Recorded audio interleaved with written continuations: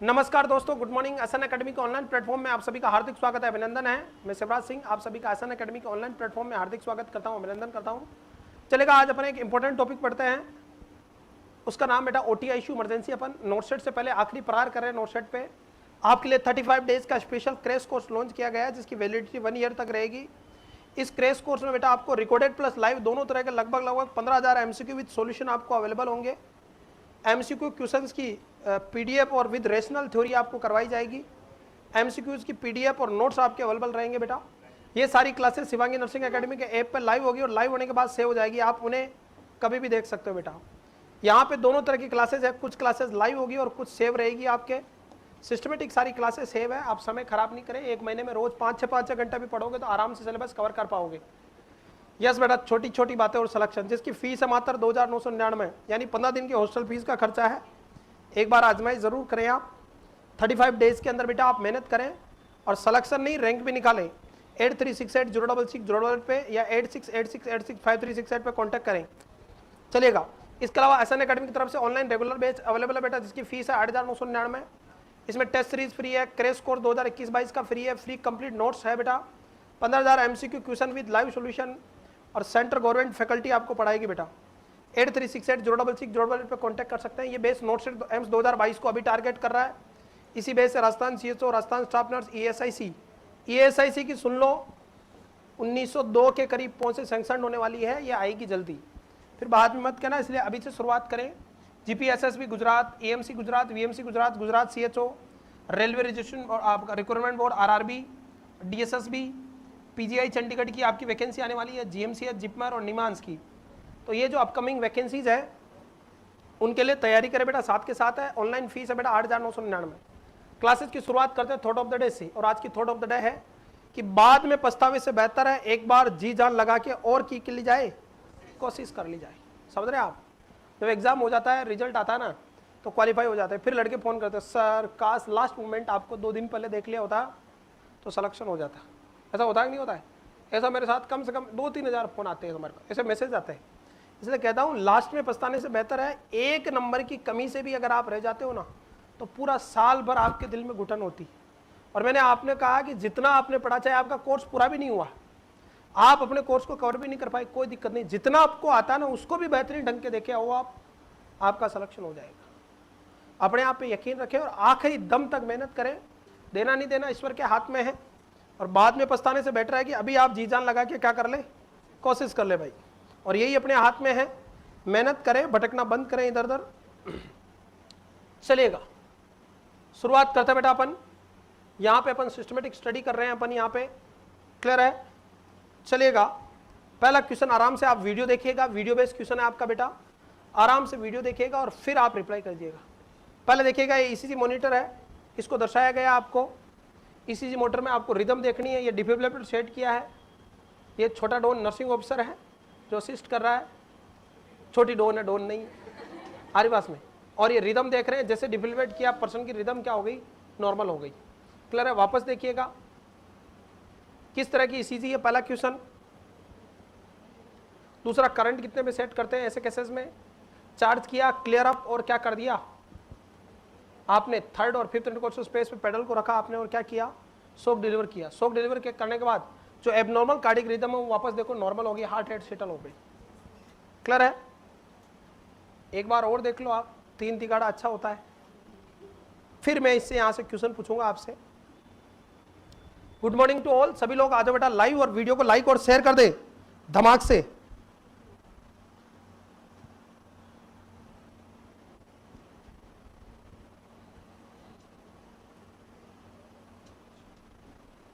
चाल बा दो, चाल दे दो, धमकी उठवा दियो वैसे हो चलेगा बेटा। दिख गया आपको? थोड़ा वीडियो ब्लर हो रहा होगा, आई थिंक क्लियर है, पर आपको दिखाई दे रहा होगा। चलेगा, मेरा पहला क्वेश्चन है। पहले तो ये बताओ, एक कौन सी ईसीजी की एबनॉर्मल रिदम है? बताइए कौन सी एबनॉर्मल रिदम है ये? पहला क्वेश्चन, ये बेटा कौन सा ईसीजी एरिथमिया है? जल्दी कमेंट कीजिएगा, ये किस तरह का एरिथमिया है? ये जो आपको ईसीजी में मॉनिटर दिखा आपको, ये किस तरह का एरिथमिया है? ये देखिएगा ईसीजी की एरिथम बेटा, हार्ट रेट बढ़ रही है तेजी से, एरिथमिया आपका प्रोड्यूस हो रहा है उसकी वजह से। चलेगा। बताओ एक किस तरह का डिसिथमिया है? ये जो ईसीजी वेव दिखाई है वो कौन सी दिखाई गई है? जो एब्नॉर्मल ईसीजी वेव आ रही है। यस, बहुत बढ़िया जवाब बेटा। This is VF, ventricular fibrillation. This is the case of ventricular fibrillation. Image based और वीडियो बेस्ड क्वेश्चन पूछे जा सकते हैं आपको। वेंट्रिकुलर फिब्रिलेशन, पहली बात तो देखिएगा, वेंट्रिकुलर फिब्रिलेशन एरिथमिया में सबसे डेंजर सिचुएशन कौन सी होती है? वेंट्रिकुलर फिब्रिलेशन सबसे डेंजर यही मानी जाती है। कौन सी? एरिथमिया में सबसे डेंजर कौन सी मानी जाती है? Ventricular fibrillation. और इसमें ईसीजी इस तरह की आती है, देख रहे हैं आप, इर्रेगुलर टाइप की ईसीजी। कैसी ईसीजी? कोई रिदम नहीं, कोई क्यूआरएस कॉम्प्लेक्स, कोई पीवेव दिखाई नहीं देती, पूरी ईसीजी की रिदम क्या हो जाती है? एबनॉर्मल। इस तरह की ईसीजी क्या कहलाती है? Ventricular fibrillation. और ये सबसे डेंजर एरिथमिया है। Why? Because this is the pulselessness and BPless condition. Very very very, इस तरह का एरिथमिया में यहां पे जो वेंट्रिकुलर कॉन्ट्रैक्शन रेट है, वेरी वेरी इंपॉर्टेंट क्वेश्चन देखना, वेंट्रिकुलर कॉन्ट्रैक्शन जो रेट है वो वेंट्रिकुलर कॉन्ट्रैक्शन रेट बेटा very very important 250 beat per minute से ज्यादा होगी। कितने से ज्यादा होगी? 250 बीट पर मिनट से ज्यादा रहेगी। इस तरह का एरिथमिया क्या कहलाता है? Ventricular very important fibrillation, VF. और यहाँ पे वेंट्रिकल के कॉन्ट्रैक्शन की रेट देखिएगा, दो तरह का है आपका। देखिएगा यहाँ पे एरिथमिया होगा तो ऊपर वाले चैम्बर एट्रियम और नीचे वाले क्या है? वेंट्रिकल। इसमें स्पेशली जो लोअर वेंट्रिकल वाला पार्ट है, ये जो वेंट्रिकल वाले इससे वो एबनॉर्मली क्या करते हैं? रिदम करते हैं। वैसे नॉर्मली बीट 72 होती है वेंट्रिकल्स की भी या एट्रियम की भी, लेकिन ये 250 बीट पर मिनट से ज्यादा अगर आप काम करें तो ये बहुत, अब बहुत ज्यादा। इसमें क्या होगा? हार्ट क्या करेगा? 250 बीट से, नॉर्मली 72 बीट पर आउट है तो कार्डियक साइकिल 0.8 सेकंड का होगा, लेकिन यहाँ हार्ट क्या करेगा? केवल बराबर आएगा। बहुत तेजी से कॉन्ट्रैक्शन होगा तो हार्ट पूरी तरह से कॉन्स्ट्रिक्ट नहीं होगा, केवल क्या करेगा? वाइब्रेट, ऐसे वाइब्रेट करते हैं ना अपन, वाइब्रेट करेगा। और वाइब्रेट करेगा तो क्या होगा? क्या होगा? वाइब्रेशन होगा, उसकी वजह से क्या होगा? वेरी इंपॉर्टेंट, हार्ट पूरी तरह से कंप्रेस नहीं होगा। कंप्रेस नहीं होगा तो कार्डियक आउटपुट क्या हो जाएगा? कम, या नील होगा, कार्डियक आउटपुट कम हो, प्लस हार्ट पूरी तरह से भरभराएगा तो आपको हार्ट रेट फील ही नहीं होगी, तो पल्स फील ही नहीं होगी, पल्सलेसनेस, और कार्डियक आउटपुट क्या हो जाएगा? जीरो। आरिबास में तो बीपी लेस कंडीशन। अब पल्स और बीपी दोनों गायब हो गई तो बताओ खुद कोरोनरी आर्टरी से वेरी इंपॉर्टेंट हार्ट को ब्लड सप्लाई क्या होगी? कम। तो ये डेंजर है कि नहीं? कभी भी ये किस में कन्वर्ट हो सकता है? एमआई में, मायोकार्डियल इन्फार्क्शन। तो सबसे डेंजर टाइप का डिसरिथमिया कौन सा होता है? Ventricular fibrillation. ये कभी भी किस में कन्वर्ट हो सकता है? दूसरा कंडीशन ये कैसी है? पल्सलेसनेस और बीपीलेस कंडीशन। रिजल्ट क्लियर और नॉट? को डाउट? और कॉन्ट्रैक्शन की रेट कितनी रहती है? 250 बीट पर मिनट। कारण कई हो सकते हैं, हाइपर हाइपोकैलेमिया, कारण अपने यहाँ ज्यादा इंपॉर्टेंट नहीं है। अब वेंट्रिकुलर फिब्रिलेशन, और यहाँ पे पूरी इर्रेगुलर वेव आएगी। वेव कैसी आएगी? पूरी तरह से वेव कैसी आएगी बेटा? इर्रेगुलर वेव देखने को मिल जाएगी आपको। रिजल्ट क्लियर और नॉट? नेक्स्ट देखेगा बेटा। Thank you Abhilash. यहां अगर बात करें अपन, या अब देखिएगा, अब इस तरह से इसी तरह तो पल्सलेस और बीपीलेस कंडीशन आपको सबसे पहले आप मैनेजमेंट क्या करोगे इसका? ये इंपॉर्टेंट है बेटा। अगर नर्सिंग ऑफिसर ने असिस्ट किया कि पेशेंट को वीएफ है, इसी से रिदम देखिए आपने मॉनिटर पे, और क्या है? वीएफ है, वेंट्रिकुलर फिब्रिलेशन है, जो कभी भी किस में कन्वर्ट हो सकता है? एमआई में। तो प्रायोरिटी ऑफ नर्सिंग एक्शन क्या है इस केस में बेटा? आप बताओ, ड्रग देंगे, सीपीआर देंगे या डिफिब्रिलेट करेंगे? सबसे पहले डिफिब्रिलेट। क्या चालू करोगे बेटा? डिफिब्रिलेशन। मेडिसिन बाद में देंगे, सबसे पहले क्या? डिफिब्रिलेट करेंगे। कोई डाउट है? क्या करेंगे अपन? डिफिब्रिलेट करेंगे। फर्स्ट मैनेजमेंट ये, बिकॉज पल्स और बीपी नहीं है, आप पेशेंट को तुरंत क्या करो? डिफिब्रिलेट करो, ताकि हार्ट के कॉन्ट्रैक्शन वापस रीस्टोर हो और कार्डियक आउटपुट बढ़े। वरना तुम मेडिसिन देने में रहोगे तो हार्ट के फंक्शन रिस्टोर नहीं होंगे, तो उतनी देर में 1-2 मिनट में तो 6 मिनट में तो इरिवर्सिबल क्या हो जाता है? डैमेज हो जाता है आपका। कोई डाउट है? Gate my point? तो डिफिब्रिलेट करें आप। डिफिब्रिलेटर जो अपन यूज करेंगे बेटा वेरी वेरी वेरी इंपॉर्टेंट, वो अपन दो तरह के डिफिब्रिलेटर यूज करते हैं, एक मोनोफेजिक और एक कौन सा? बाइफेजिक। मोनोफेजिक अगर यूज करेंगे बेटा अपन तो एक ही करंट देंगे 360 जूल। कितना जूल? 360 जूल। कोई डाउट है? करंट कितना देंगे मोनोफेजिक में? 360 जूल। और अगर आप बाइफेजिक यूज कर रहे हो तो पहले आपको देना 122 200 जूल पहले देना, फर्स्ट टाइम में आपको करंट देना है आरिबास में। सेकेंड टाइम आपको क्या देना है? 300 जूल देना है, और लास्ट में सबसे थर्ड टाइम आप कितना देते हैं? 360 जूल। तो ये हो गया करंट प्रवाह बेटा। कोई डाउट है? अरे समझ रहे हैं? और ये मैं किसकी बात कर रहा हूँ? अडल्ट की। ये मैं जितनी भी पढ़ा रहा हूँ, एमएसएन पढ़ा रहा हूँ, अडल्ट की बात कर रहा हूँ। तो अडल्ट में अगर मोनोफेजिक डिफिब्रिलेटर तो 1 लेवल का करंट देंगे, कितना? 360। अपन चार्ज करेंगे, क्लियर सबको दूर करेंगे आरिबास में, और अपन एक ही कितना मोनोफेजिक में 360 जूल का। असर क्लियर और नॉट? ये सारी क्लासेस बेटा ऐप पे हैं, आप फोल्डर में जाके देखें, ओटीआईसी इमरजेंसी के नाम से फोल्डर है बेटा, रेगुलर बैच और क्रैश कोर्स दोनों में। नेक्स्ट इरेगुलर रिदम बेटा यहाँ पे, और अगर बाईफेजिक यूज करें तो 120 to 200, फिर कितने पे ले जाएंगे सेकंड राउंड में 300, और लास्ट में कितना, लास्ट 360 जूल। उसके बाद भी रिवाइज नहीं करो तो फिर छोड़ देना आपको। क्लियर है? सीपीआर मेथड अपन यहाँ यूज करेंगे। सीपीआर मिनिमम अडल्ट के लिए कितना यूज करना है, 30 मिनट से लेके 45 मिनट तक कंटिन्यू सीपीआर यूज करना है, और 5 साइकिल आप किसके दे सकते हो, डेफिब्रिलेटर के। कोई डाउट है? मोनोफेजिक और बाईफेजिक दोनों तरह का बेटा। नेक्स्ट देखिएगा, अगर न्यूबॉर्न या चिल्ड्रन है बेटा तो उसमें कितना लगाएंगे आप, करंट लगाना है तो न्यूबॉर्न में लगाते हैं 4 से 5 जूल पर केजी ऑफ बॉडी वेट के हिसाब से, क्योंकि अगर न्यूबॉर्न को इतना जूल का करंट देगा तो फट जाएगा ना करंट से बच्चा। तो अपन न्यूबॉर्न में कितना यूज करते हैं, 4 to 5 जूल पर केजी ऑफ बॉडी वेट। अरे कोई डाउट है बच्चों, न्यूबॉर्न में कितना, 4 to 5 जूल पर केजी ऑफ बॉडी वेट के हिसाब से अपन। क्लियर है बेटा? अब यहाँ पे अपन पैड यूज करेंगे बेटा, तो पेडल जो यूज करेंगे अपन डिफिब्रिलेटर में वो अडल्ट में किस साइज के आते हैं, लगभग 13 से 15 साइज के आते हैं, साइज नंबर के आते हैं। और अपन चिल्ड्रन की बात करें न्यूबॉर्न की तो लगभग 4 से 5 नंबर के आते हैं आपके, या एवरेज सॉरी एक ही वर्ड में पूछो तो 3.5 नंबर के आते हैं, 3.5 नंबर के।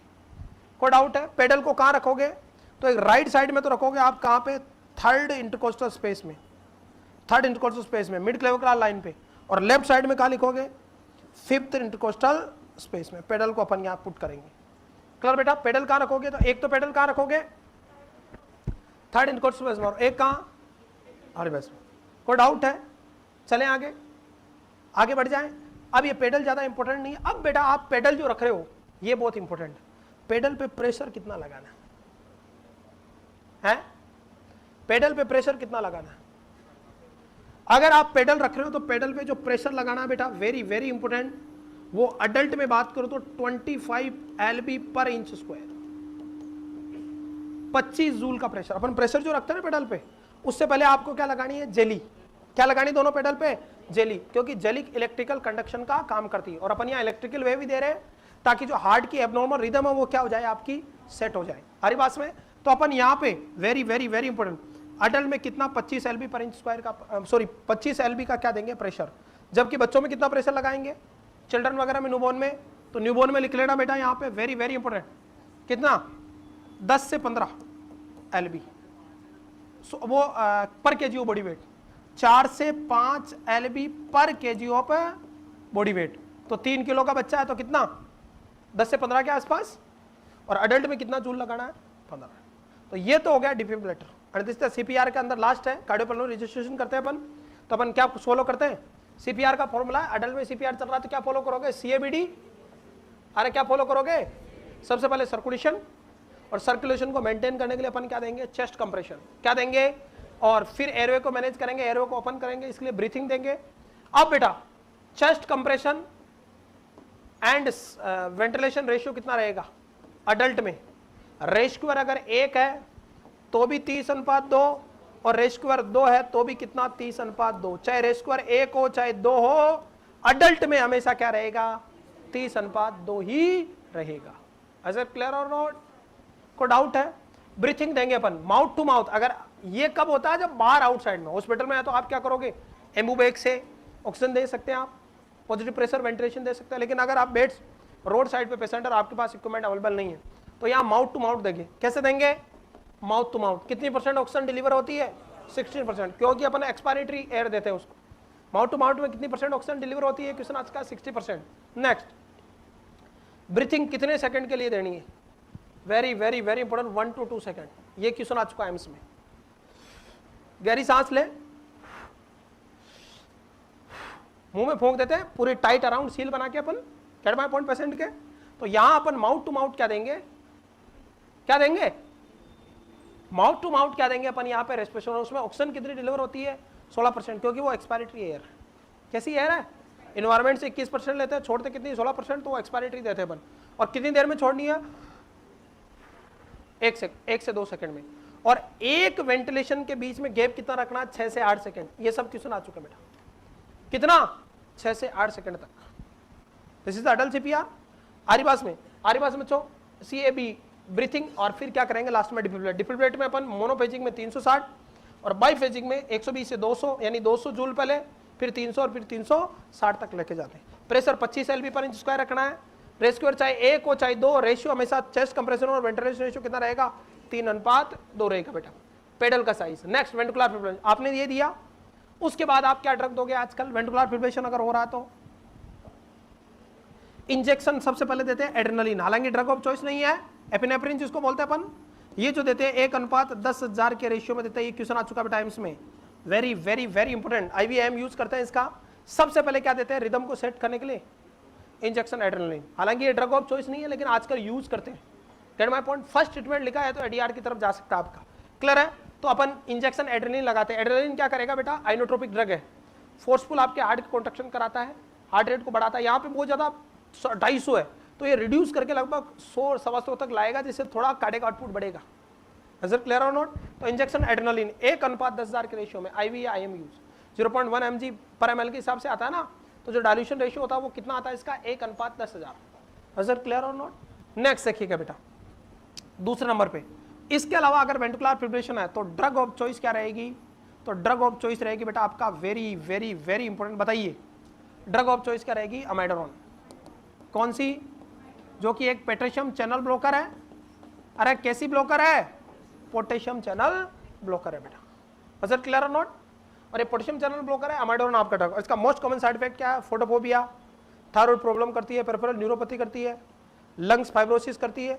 तो इसको कराने से पहले LFT KFT चेक कराएंगे, इसको अलग से अपन मैं डिटेल में पढ़ाऊंगा अमाइडोरॉन के बारे में। This is the potassium channel blocker. कौन, अमाइडोरॉन। अगर ये अमाइडोरॉन अवेलेबल नहीं है तो दूसरे नंबर पर ड्रग आएगी लिग्नोक्वेन। लिग्नोक्वेन जो कैसी है बेटा, very very very important sodium channel blocker है। पूरा टॉपिक इंपॉर्टेंट है, 2 नंबर के क्वेश्चन की गारंटी देता हूं, ये 15 मिनट जिसमें पढ़ाया। अरे समझ रहे मेरी बात, ये अनुभव का खेल है, कॉपी किया हुआ मटेरियल नहीं है बेटा, ध्यान रखना इस बात को। तो फर्स्ट ड्रग ऑफ चॉइस क्या रहेगी, अमाइडोरॉन। इसके बारे में अपन अलग से मैं पढ़ाऊंगा आपको। तो ये देखिएगा ECG, इस तरह की ECG रेगुलर आदि। पहली बात तो कैसी है, पहला क्वेश्चन वेंटिकुलर फिब्रिलेशन है। देखो चार्ज किया, जूल पे आपने सेट किया, चार्ज किया, 4 जोड़ों में लगभग 60 से 90 सेकंड तक लग जाते हैं, कई बार 20 से 30 सेकंड अलग होते हैं। जेली अप्लाई की, करंट डिलीवर कर दिया, वापस रिदम चेक करें, फिर वापस कई बार CPR स्टार्ट करते हैं, फिर वापस डिफिब्रिलेट देते हैं। सर क्लियर और नॉट।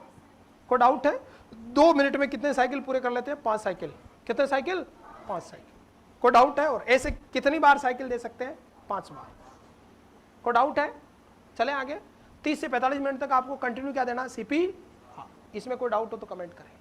चलें आगे, क्वेश्चन क्लियर है आपके। नेक्स्ट ये लो, ये बताइए इमेज किसकी है, what is this image. Yes बेटा, चिल्ड्रन में CPR का रेशियो देखिएगा। चिल्ड्रन में CPR का जो रेशियो रहेगा, अगर रेस्क्यूअर क्या है, 1 रेस्क्यूअर है तो रेशियो कितना रहेगा, 30:2, और रेस्क्यूअर कितने हैं, 2, तो 15:2 राइट रहेगा। एक ही जगह बता, चिल्ड्रन और इन्फेंट में, किस किस में, चिल्ड्रन और इन्फेंट में रेस्क्यूअर कितना है, 1 है। तो वो अब अगर 15:2 होगा तो 15 दबाएगा, फिर मुंह देगा, तो दोनों काम बिगड़ जाएंगे। तो पहले आराम से एक चीज को बढ़िया से कंप्रेस कर ले, फिर वेंटिलेट कर ले, वही 1 से 2 सेकंड तक। और ड्यूरेशन कितनी देर में डिलीवर करता है ऑक्सीजन, 1 से 2 सेकंड में, और कितने गैप से, 6 से 8 सेकंड के अंदर अंदर आपको हर बार सांस देनी है उसको। तो 30:2 और 15। यहाँ पे जो कंप्रेशन रेट रहेगी वो रहेगी 90 बीट पर मिनट। जो कंप्रेशन रेट रहेगी CR वो कितनी रहेगी, 90 बीट पर मिनट। न्यूबॉर्न का अलग है बेटा, न्यूबॉर्न में कितना देते हैं अपन, न्यूबॉर्न में रहता बेटा 3:1, या कहीं पे 5:1 भी लिखा सकता, बेस्ट प्रायोरिटी 3:1 अरे पास में। और यहाँ पे जो कंप्रेशन रेट रहती है वो 100 बीट पर मिनट रहती है, ये थोड़ा अंतर ध्यान रखना। न्यूबॉर्न माने जाते हैं 0 से 28 दिन के CPR के केस में, 1 महीने से लेके 1 मंथ से लेके 2 ईयर तक क्या माना जाता है, इन्फेंट। वैसे इन्फेंट 1 साल का ही होता है, लेकिन CPR के केस में कितना, 2 साल तक। और 3 साल से लेके 8 साल तक के बच्चे किस में गिने जाते हैं, CPR के केस में, चिल्ड्रन में। और 9 साल या उससे ज्यादा किस में, अडल्ट के अकॉर्डिंग CPR लगता। तो ये थोड़ा ध्यान रखना। कोई डाउट है। और अपन हील मेथड से यूज करते हैं अडल्ट में, बच्चों में एनसर्कुलाइज मेथड, थंब मेथड या 2 फिंगर मेथड यूज करते हैं, किसके अंदर, स्पेशली न्यूबॉर्न में।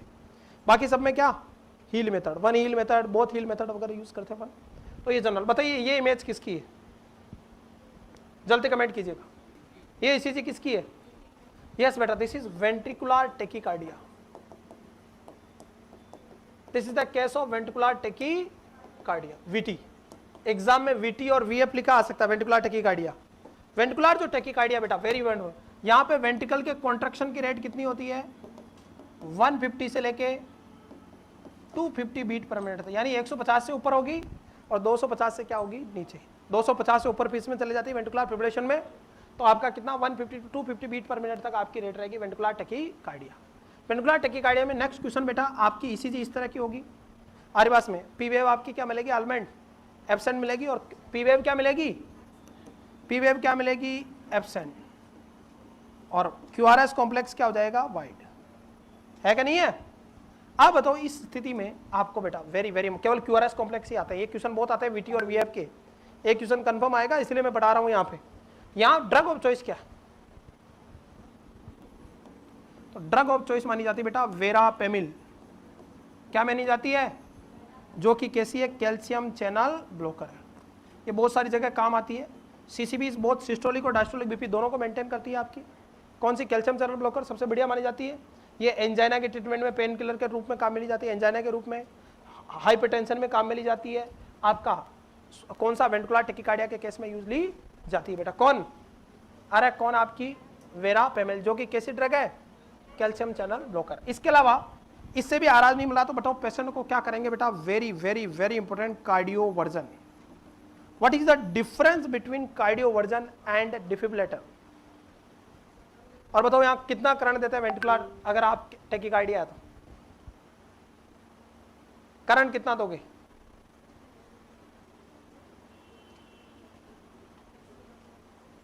बताइए, वेरी इंपॉर्टेंट क्वेश्चन। किसी पेशेंट को वेंट्रिकुलर टेकिकार्डिया, तुम कार्डियोवर्जन कर रहे हो, डिफिब्रिलेट नहीं बोल रहा हूं, क्या कर रहा हूं, हालांकि ऑलमोस्ट सेम है लेकिन थोड़ा सा अंतर है, वेंट्रिकुलर कार्डियोवर्जन, और यहां पे बेटा वेंट्रिकुलर टेकिकार्डिया में पल्स और बीपी दोनों प्रेजेंट रहेगी, दोनों क्या रहेगी प्रेजेंट है। आरिबास में टेकिकार्डिया हुआ है, आरिबास में फिब्रिलेशन थोड़ी हुआ है, कार्डियोवर्जन करेंगे, करंट कितना डिलीवर करें, जल्दी कमेंट कीजिएगा। यस बहुत बढ़िया जवाब आ रहे हैं बेटा, बहुत बढ़िया जवाब आपके, जल्दी कमेंट कीजिएगा।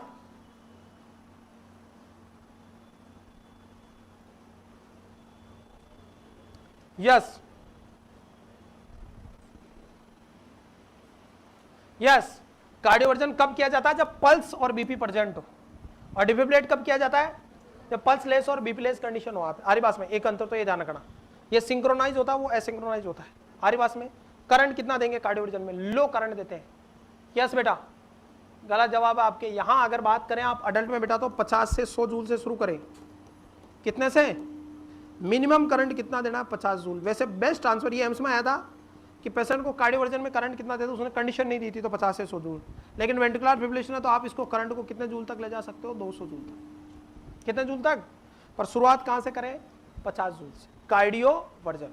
इसमें अब मकसद क्या होता है, जो पल्स आपकी बढ़ी हुई उसको वापस क्या करना, सेटल करना। नजर क्लियर और नॉट, देखिएगा बेटा वेरी वेरी इंपॉर्टेंट। ईसीजी की अगर बात करें बताओ ये पी वेव किससे आती है, एट्रियम के कॉन्ट्रैक्शन से, किससे आती है, ये क्यूआरएस कॉम्प्लेक्स वेंट्रिकल के कॉन्ट्रैक्शन या सिस्टोल से आती है, और ये जो टी वेव आती है वो किसके, वेंट्रिकल के रिलैक्सेशन से आती है, याद रहेगा। चलिएगा देखिए इसके बारे में अपन अलग से पढ़ेंगे बेटा। ये देखिएगा कार्डियोवर्जन और डिफिब्रिलेटर में अंतर क्या है, देखिएगा वेरी वेरी वेरी इंपॉर्टेंट। यहां पे सबसे पहले तो कंसेंट की जरूरत होती है, क्योंकि ये प्लांट प्रोसीजर है, इलेक्टिव प्रोसीजर है, मतलब इमरजेंसी में नहीं किया जाता है। किसी को मान लो मरीज आया, आपने चेक किया उसको वेंट्रिकुलर क्या टेकिकार्डिया, तो बुलाएंगे उसको, और भाई देख तेरे को ये प्रॉब्लम है, ये कंसेंट दे और हम आपको क्या करेंगे डिफिब्रिलेट करके देंगे, यानी कोई इमरजेंसी नहीं है। तो पहला तो ये इलेक्टिव प्रोसीजर, तो इसलिए, और कोई भी इलेक्टिव प्रोसीजर तो उसमें क्या लेना जरूरी है, कंसेंट। इमरजेंसी में कंसेंट उतना प्रायोरिटी नहीं होता है, अगर अवेलेबल है तो ले लो, वरना ऐसा कोई जरूरी नहीं है।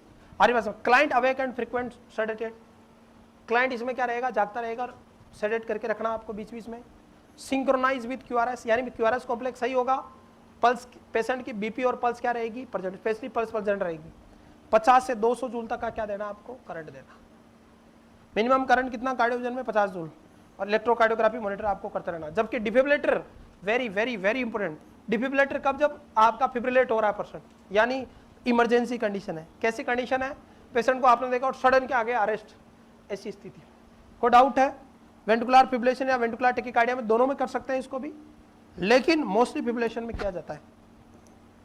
यहाँ पे मोस्टली क्या होगा, कार्डियक आउटपुट प्रेजेंट नहीं रहेगा। Begin with 200 joule and up to कहाँ तक ले जाना है, 360 जूल तक कैरी करना है। क्लाइंट या अनकॉन्शियस होता है बेटा मोस्ट ऑफ केसेस में, क्योंकि सीवियर कंडीशन है ये।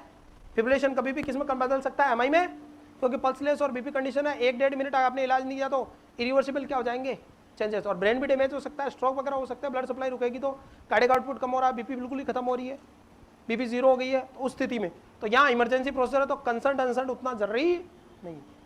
अरे समझ रहे हैं आप, जबकि वो इलेक्टिव है, आपने डायग्नोज कर लिया, प्लान कर लिया, तब दिया जाता आपको। कोई डाउट है बच्चों? नेक्स्ट देखिएगा, इसी तरह के बेटा क्लास देखने के लिए आज ही एसएन अकेडमी का ऑनलाइन बैच ज्वाइन करें। Next very very important, which can be given safely in haemorrhagic stroke, बताइए।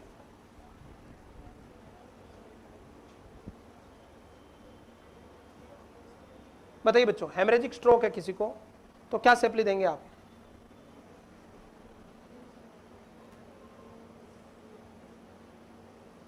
बताइए।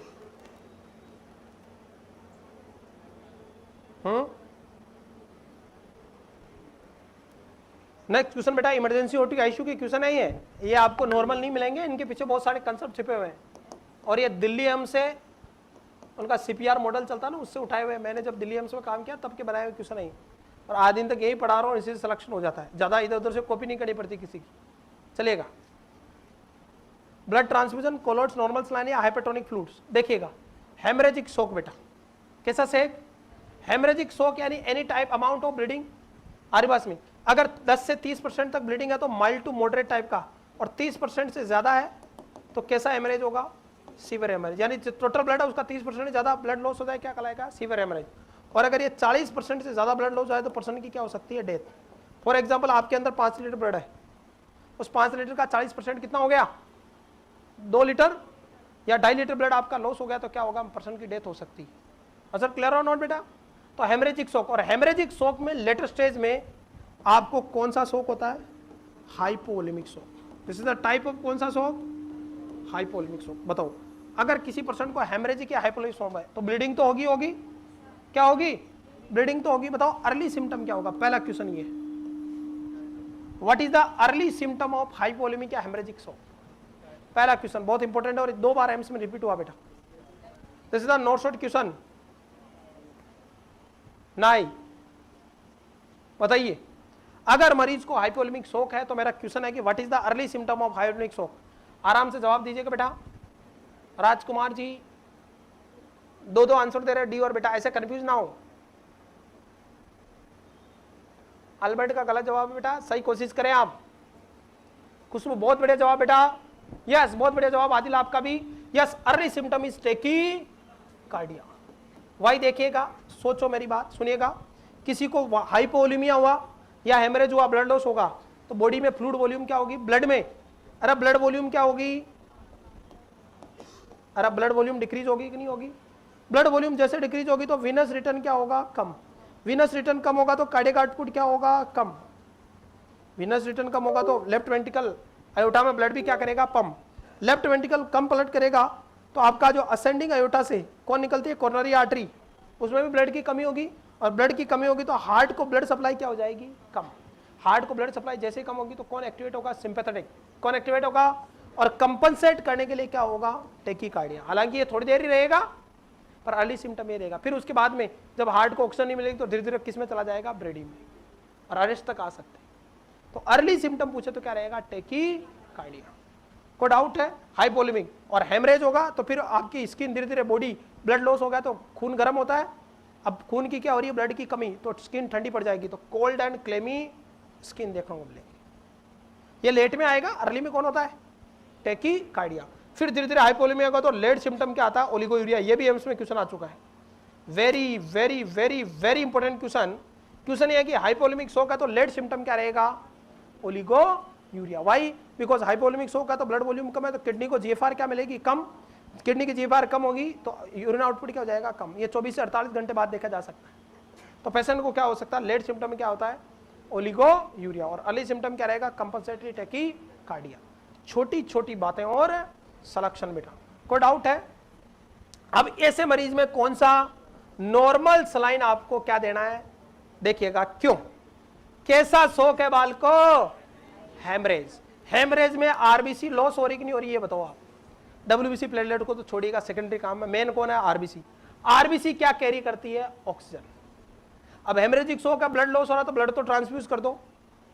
कोलोडल का मतलब आपका प्लाज्मा प्रोटीन लॉस हो रहा तो आप कोलोडल सॉल्यूशन भी दे सकते हैं, like albumin injection, albumin haemocoel वगैरह।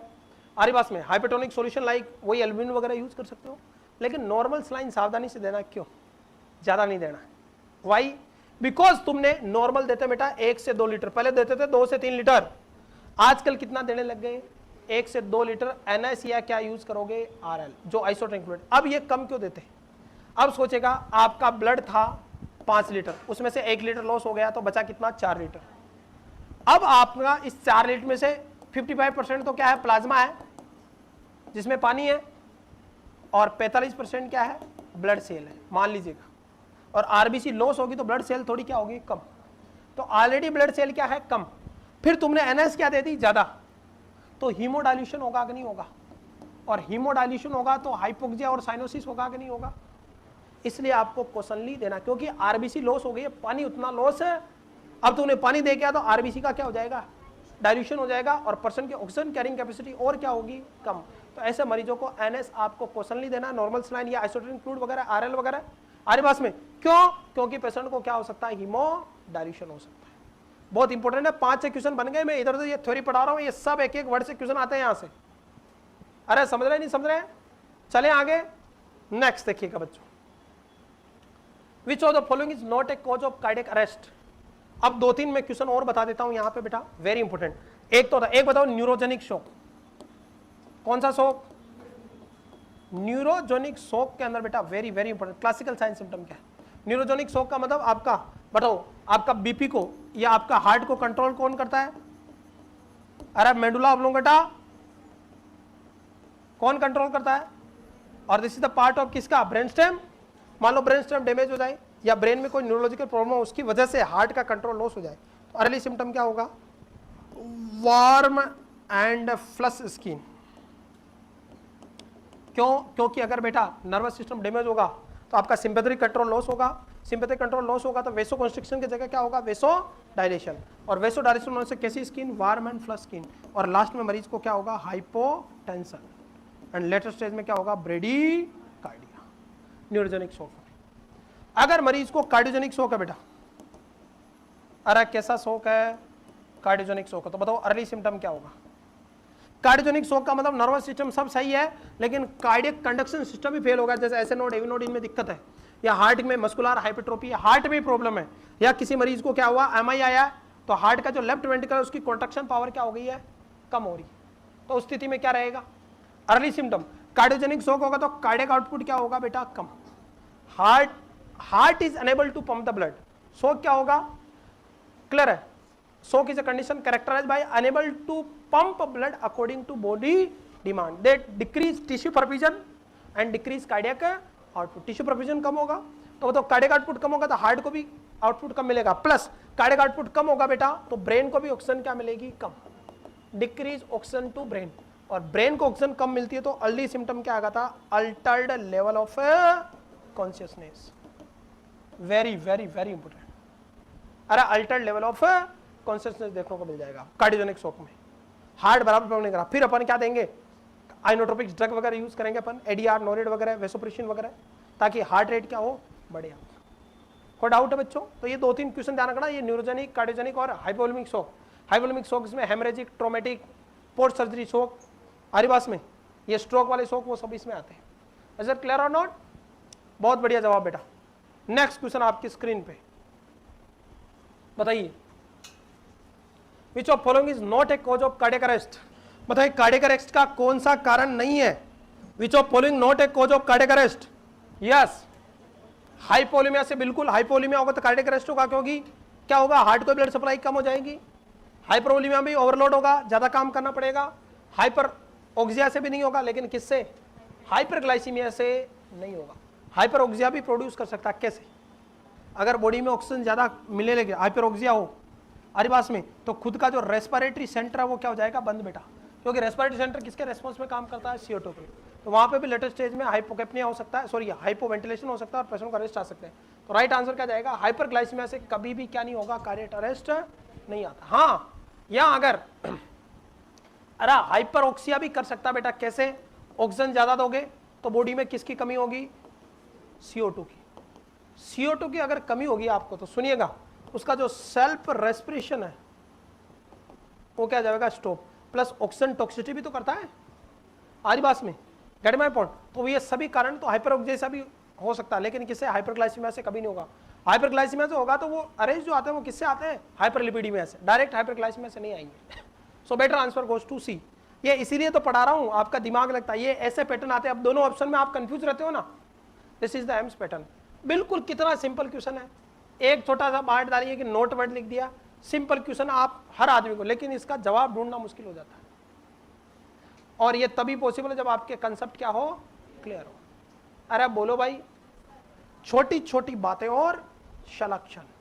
नेक्स्ट, और फोकस करके रखिएगा बेटा, ये सिर्फ आपके और अपने सपने नहीं है, आपके पेरेंट्स के सपने भी है। थोड़ा शर्म कीजिएगा, पूरे साल भर माँ बाप पता नहीं कहाँ से पैसा लाके आपको खिलाते हैं, पढ़ाते हैं, और लास्ट में आप इसलिए आप फेल हो जाते हैं क्योंकि आप कंपनसेट नहीं कर पाते हो, अपने आप से लड़ नहीं पाते हो। तो मेहनत करें, सपने आपके, तो मेहनत भी आपको करना पड़ेगा। कोई नहीं चाहेगा आपसे, इस दुनिया में पिता और माता ही दो ऐसे प्राणी है जो आपको आगे देखना चाहता है, वरना दुनिया में भाई बहन भी नहीं चाहते कि आप आगे बढ़े।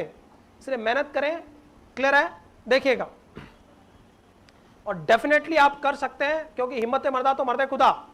चलिएगा, और हमेशा एक ध्यान रखें, सफलता एक दिन में नहीं मिलेगी, लेकिन एक दिन जरूर मिलेगी। अभी भी आपके पास 35 दिन है, और 35 दिन बहुत ज्यादा समय होता है।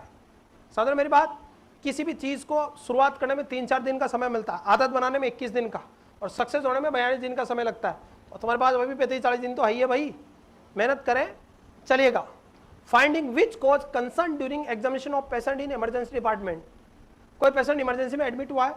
अब मैंने ये सिंपल क्वेश्चन क्यों डाला, क्योंकि एम्स में कम से कम 200 में से 80 से 100 क्वेश्चन बिल्कुल ऐसे आते हैं जो वन लाइनियर आते हैं, और सबसे ज्यादा गलती यही करते हो क्योंकि तुम क्या बनते हो, डेड होशियार। पहली बात तो ये। दूसरा, आप ये स्लाइड वालों से और CHO लेवल के आदमियों से पढ़ लेते हो, इसका परिणाम क्वेश्चन क्या चल रहा है, पूछ क्या लेते हो, और आपका दिमाग उठ जाता है। इसलिए पढ़े भाई, ढंग से पढ़े आप। आपका एक एक नंबर मायने रखता है, एक नंबर से मेरिट शुरू होती है, एक नंबर पे खत्म हो जाती है। आरी बात में 121.01 वाला सेलेक्ट हो जाता है, लेकिन 121.00 वाला सेलेक्ट नहीं होता। आप सोचो, आप तो पॉइंटों में जीवन मायने रखता है यहाँ, और ये 0.1 नंबर से फिर कहते पढ़ोगे कि यार, फिर वरना यूं कहोगे बच्चा हमारे तैयारी कर रहा, रिश्तेदार कहते पढ़ेंगे बस 1-2 नंबर से रह जाता है। अबे नमूनो तुम नहीं, तुम्हारे जैसे 50,000 लोग रह जाते हैं ऐसे 1-2 नंबर से। तो कोई बड़ा तोप नहीं मारा, उस लक्ष्मण रेखा को जो पार करेगा वही क्या होगा, सक्सेस होगा। और किसी से जले बुने नहीं, मेहनत करें। अगर आपको आपकी लकीर बड़ी करनी है तो दूसरे को मिटाने की जरूरत नहीं है, खुद की लकीर ही क्या कर लो, लंबी कर लो। मेहनत करें आप। चलिएगा, विच कॉज कंसर्न ड्यूरिंग, तो आपका ऑक्सीजन सैचुरेशन 89%। दूसरा, respiratory rate 12 beat per minute, तो नॉर्मल है ये तो। आरिबास में पेरिफेरल साइनोसिस इतनी बड़ी इश्यू नहीं है, पेरिफेरल साइनोसिस हो सकता है आरिबास में।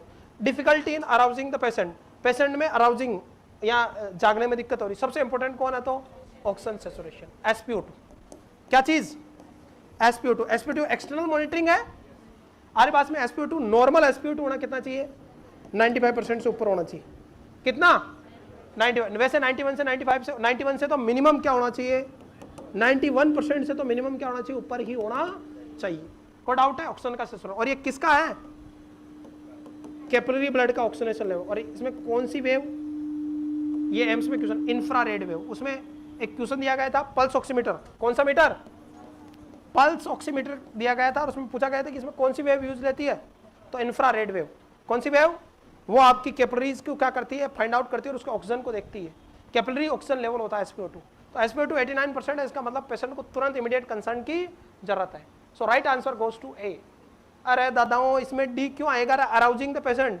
डिफिकल्टी अराउजिंग मतलब जागने में दिक्कत, तो थोड़ा बहुत बेहोश है तो कौन सा मर ही रहा है पेशेंट। सबसे इंपॉर्टेंट कौन है, ऑक्सीजन सैचुरेशन। कई बार आप थोड़ी देर बेहोश हो जाते हो, उसमें का मतलब थोड़ी कि जान को खतरा है। अजर क्लियर नोट। अरे कहां से पढ़ते हो रहा है, CHO का बेच नहीं चल रहा है, नोट सेट का बेच चल रहा है, CHO अलग से पढ़ाऊंगा मैं, कमबख्तों। राइट आंसर गोज टू ए। इतने सिंपल, और यही सेम पैटर्न है एम्स का। चलेगा, इसका आंसर तो पहले दिख गया। आइडेंटिफाई द गिवन टेस्ट, बताइए कमरिया लचके रे, क्या लगा दिया, लचकरी है तो EST करिए आपने। क्लियर, बताओ ये कैसा टेस्ट है, पेस्ट टेस्ट है, तो ये कैसा टेस्ट है बेटा, पेस्ट टेस्ट है। ये किसमें किया जाता है, स्किन के सेंसिटिविटी को देखने के लिए, डर्मा वाले डिपार्टमेंट वाले करते हैं बेटा। क्लियर बच्चों, टीजंग टेस्ट, वुड लेंथ, तो ये कौन सा टेस्ट है, पेस्ट टेस्ट। ऐसा टेस्ट देखने मिले तो कौन सा टेस्ट है, पेस्ट टेस्ट। 24 से 36 आवर तक लगते हैं। फिर अपन इसमें अलग अलग क्या होता है, केमिकल लगे होते हैं इन पेचेस में, इनको आप साफ करके चिपका दो, फिर हटाते हैं। जिस पेज के जैसे 8वें के नीचे जलन या फफोला हो रहा है तो उस पर्सन को उस केमिकल से क्या है, एलर्जी। इसके लिखा होता है कि 8वें नंबर पे कौन सा केमिकल है, टॉक्सिन है, अपन चेक करते हैं इसे। क्लियर है। इसके अलावा टीजंग टेस्ट, किसमें, टीजंग टेस्ट करते हैं बेटा पेम्पिकस में, चिकन पॉक्स में, ऐसे में करते थे टीजंग टेस्ट। टीजंग टेस्ट इसमें क्या होती है बेटा, मल्टी न्यूक्लिएटेड जियांट सेल देखने को मिलती है। इसमें क्या होगी, कोशिकाएं बड़ी हो जाएगी और उसमें न्यूक्लियस क्या हो गया, मल्टीपल न्यूक्लियस देंगे। जियांट का मतलब बड़ी कोशिकाएं होगी। टीजंग टेस्ट, वुड लेंगे अपन किसमें करते हैं, स्किन वगैरह में, और ये स्पेशली करते हैं हर्पीस वगैरह में, ग्लास वुड एग्जामिनेशन वगैरह। और मोन्टेक टेस्ट किसमें करते हैं अपन, ट्यूबरक्लोसिस में। इन सब के बारे में जानते हैं। सबसे पहले बात करते हैं टीजंग टेस्ट। कोजा टीजंग टेस्ट, टीजंग टेस्ट जो किया जाता है वो पेम्पिकस वल्गुरिस में, चिकन पॉक्स में, हर्पीस सिम्प्लेक्स में और हर्पीस जोस्टर में किया जाता है। कोई डाउट है। पेम्पिकस की अगर बात करें बेटा, पेम्पिकस क्या है बताइए, पेम्पिकस क्या है बेटा, पेम्पिकस इज स्किन प्रॉब्लम है बेटा, ओटोमिन टाइप की प्रॉब्लम है। इसमें एक साइन देखने को मिलता है, उसका नाम क्या है, वेरी वेरी इंपोर्टेंट, निकोल्स की साइन। कौन सा साइन, और निकोल्स की साइन में क्या होता है, एपिडर्मिस किससे सेपरेट हो जाती है बेटा, इज सेपरेट फ्रॉम डर्मिस। क्या होता है, एपिडर्मिस में फफोले जम जाते हैं, जैसे आप स्किन को टच करोगे वो स्किन क्या हो जाएगी, उखड़ के हाथ में आ जाएगी। ये साइन क्या कहलाता है, यानी स्किन स्लपो। टच करते स्किन क्या होगी, स्लपो। जैसे आपने शर्ट पहना तो शर्ट का रगड़ लगा, उससे स्किन टूट के गिर जाएगी। निकोल्स की साइन कहलाता है। किस में देखने को मिलता है, पेम्पिकस में। कोई डाउट है बच्चों, अरे आगे बढ़े। इसके अलावा आपका बेटा हर्पीस जोस्टर किसको बोलते हैं, अरे चिकन पॉक्स को तो बोलते हैं हर्पीस जोस्टर। चिकन पॉक्स का कोचिंग एजेंट कौन है, वेरसोला जोस्टर होता है। तो इसके द्वारा या चिकन पॉक्स के अंदर भी देखने को मिलता है टीजंग टेस्ट। इसके अंदर क्या करेंगे अपन, स्मीयर को लेंगे और अपन माइक्रोस्कोपी एग्जामिन करेंगे तो कैसी cell, multi nucleated giant cell देखने को मिलती है। ये क्वेश्चन भी बन सकता है टीजंग टेस्ट, अपन टीजंग स्मीयर लेते हैं, यार multi nucleated giant cell located in the serological examination. Sir clear और नोट। नेक्स्ट देखिएगा, ये जो आप देख रहे हो इंस्ट्रूमेंट क्या है, दिस इज बेटा वुड लैंप एग्जामिनेशन। स्किन के ऊपर जैसे स्कार वगैरह बन जाते हैं या आपके डेंड्रफ वगैरह हो जाते हैं, स्किन पे पैचेस बन जाते हैं, उनको देखने के लिए अपन लाइट है एक तरह की, इसको वुड लैंप एग्जामिनेशन बोलते हैं। को डाउट है, वुड लैंप एग्जामिनेशन लैंप आइए हमारे पास में। आप देखिएगा बेटा वेरी इंपॉर्टेंट, एक टेस्ट आया आपका कौन सा, मोन्टेक्स टेस्ट। इसी को अपन क्या बोलते हैं, ट्यूबरकुलिन टेस्ट। इसी को दूसरा नाम परक्वेट टेस्ट। अरे कौन सा टेस्ट है, परक्वेट, ये वैज्ञानिक का नाम है, उसने खोजा था परक्वेट टेस्ट। और क्या नाम है, स्किन ट्यूबरकुलिन सेंसिटिविटी टेस्ट।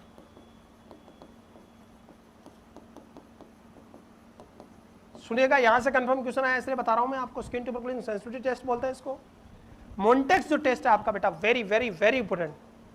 इस मोन्टेक्स टेस्ट में वेरी वेरी वेरी इंपॉर्टेंट, सबसे पहले तो ये किसका एग्जांपल है, तो टाइप 4 जिसको अपन क्या बोलते हैं, डिलेड हाइपर सेंसिटिविटी रिएक्शन, उसका एग्जांपल है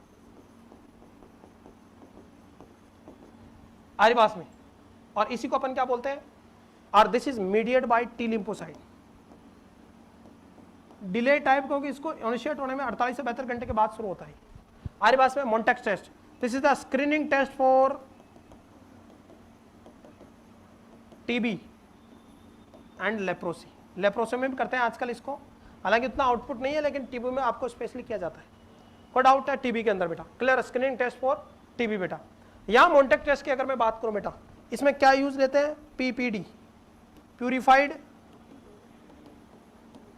प्रोटीन डेरिवेटिव्स, पीपीडी भी यूज करते हैं अपन। कितना अमाउंट कितना लेंगे, पीपीडी क्या होता है, एंटीजन है एक तरह का, जो माइकोबैक्टीरियम बोविस से आपका ऑब्टेन किया जाता है या माइक्रोबैक्टीरियम ट्यूबरकुलोसिस बैक्टीरिया के जहर से टॉक्सिन से बनाया जाता है। अमाउंट जो कितना 0.1 ml। आरिबास में साइट कहां पे, कहां लगाओगे आप, फोर आर्म पे। अरे कहां लगाओगे, फोर आर्म पे। और रूट कौन सा बेटा, इंट्राडर्मल। सिरिंज कौन सी यूज लोगे आप, ट्यूबरकुलिन सिरिंज। कौन सी सिरिंज, और आपने ये लगाने के बाद रूट जो रहेगा इंट्राडर्मल रहेगा, 0.1 ml लगाओगे आप। और इंट्राडर्मल रूट से जब दे रहे हो तो एंगल कितना बनाना, 10 से 15 डिग्री का। कितना डिग्री का, आरिबास में 10 से 15 डिग्री का इंट्राडर्मल रूट से आपको देना ट्यूबरकुलिन सिरिंज की मदद से 0.1 ml क्या, पीपीडी।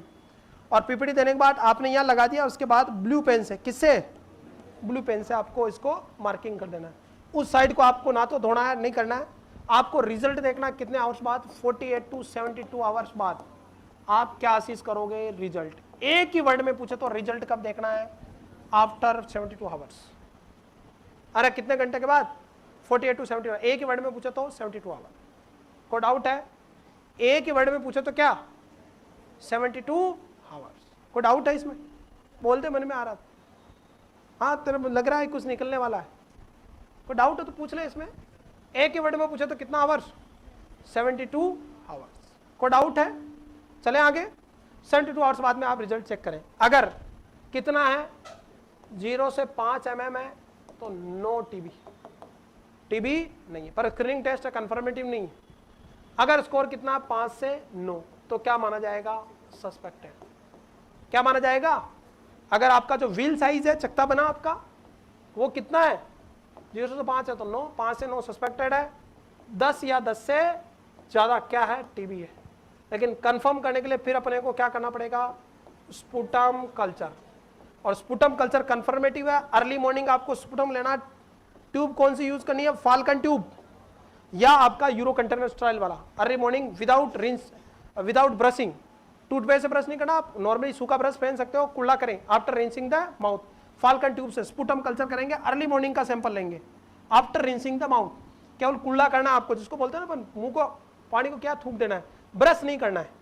आप सूखा ब्रश फेंक सकते हो, लेकिन क्या टूथपेस्ट या कोई ऐसा एंटीसेप्टिक आपको यूज नहीं करना है। कट माय पॉइंट हमारी बात, अरे हमारी बात समझ रहे हैं आप। नेक्स्ट आप इसको फिर स्पुटम सैंपल लिया आपने, इसको अपन कल्चर कराएंगे। कल्चर किसमें कराएंगे, culture media, Lowenstein Jensen culture media, LJ media.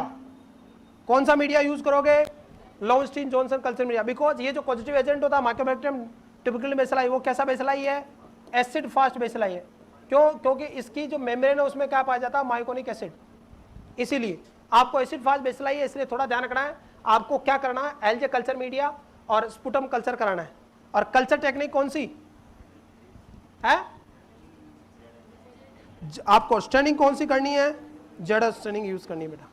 Standing कौन सी यूज करनी है, जेडर स्टैंडिंग, जिल नेल्सन स्टैंडिंग हमारे पास में। और आप कल्चर करा को देखोगे तो कैसी कॉलोनी बनेगी, rough tough and buff colony. और कम से कम कितने सैंपल, 2 कप सैंपल। अगर इससे भी नहीं आ रहा तो साथ में अपन एक्सरे कराएंगे, अगर कॉन्ट्राइंडिकेटेड नहीं है। एक्सरे करोगे तो आपको एक्सरे में क्या देखने को मिलेंगे, गोन्स कॉम्प्लेक्स। गोन्स कॉम्प्लेक्स का मतलब गड्ढे, क्या देखने को मिलेंगे, गड्ढे देखने को मिलेंगे लंग्स में। क्योंकि लंग्स के अंदर क्या हो रहा है, आपका नेक्रोसिस हो रहा है, चीजी नेक्रोसिस। कैसा नेक्रोसिस, चीजी नेक्रोसिस टीबी में। अपन डिस्कस करेंगे इसके बारे में। आरिबास में कैसे, जिसको चीजी नेक्रोसिस बोलते हैं अपन टीबी में। तो रिजल्ट देखना 72 आवर्स के बाद, 3 दिन के बाद। आपका 0 से 5 है तो नॉर्मल है, 5 से 9 सस्पेक्टेड, और 10 से ज्यादा क्या, टीबी है। लेकिन किसी मरीज को HIV है, कोई मरीज स्टेरॉइड ले रहा है, प्रेग्नेंट लेडी है, इम्यूनो कॉम्प्रोमाइज पर्सन है, ऐसे मरीजों में 5 से 9 भी क्या माना जाएगा, पॉजिटिव। किन किन मरीजों में, जिनका क्या क्या HIV क्या है, पॉजिटिव है। आरिबास में जो इम्यूनो कॉम्प्रोमाइज है, जिनको स्टेरॉइड चल रही है, क्योंकि स्टेरॉइड इम्यूनो सप्रेजेंट है, या कोई और इम्यूनो सप्रेजेंट थेरेपी चल रही है आपका, कोई प्रेग्नेंट लेडी है, प्रेगनेंसी में इम्यूनिटी क्या होती है, वीक होती है, तो उस स्थिति में आपको ये टेस्ट क्या माना जाएगा, 5 से 9 mm, सेंटीमीटर नहीं है, ये क्या है, मिलीमीटर है, mm क्या माना जाएगा, पॉजिटिव माना जाएगा। इन 2-3 कंडीशन में, बाकी 10 से ऊपर ही पॉजिटिव माना जाएगा। तो ये हो गई बेटा ट्यूबरकुलिन टेस्ट या मोन्टेक्स टेस्ट के बारे में बात। रिजल्ट 72 आवर्स बाद में पढ़ना है।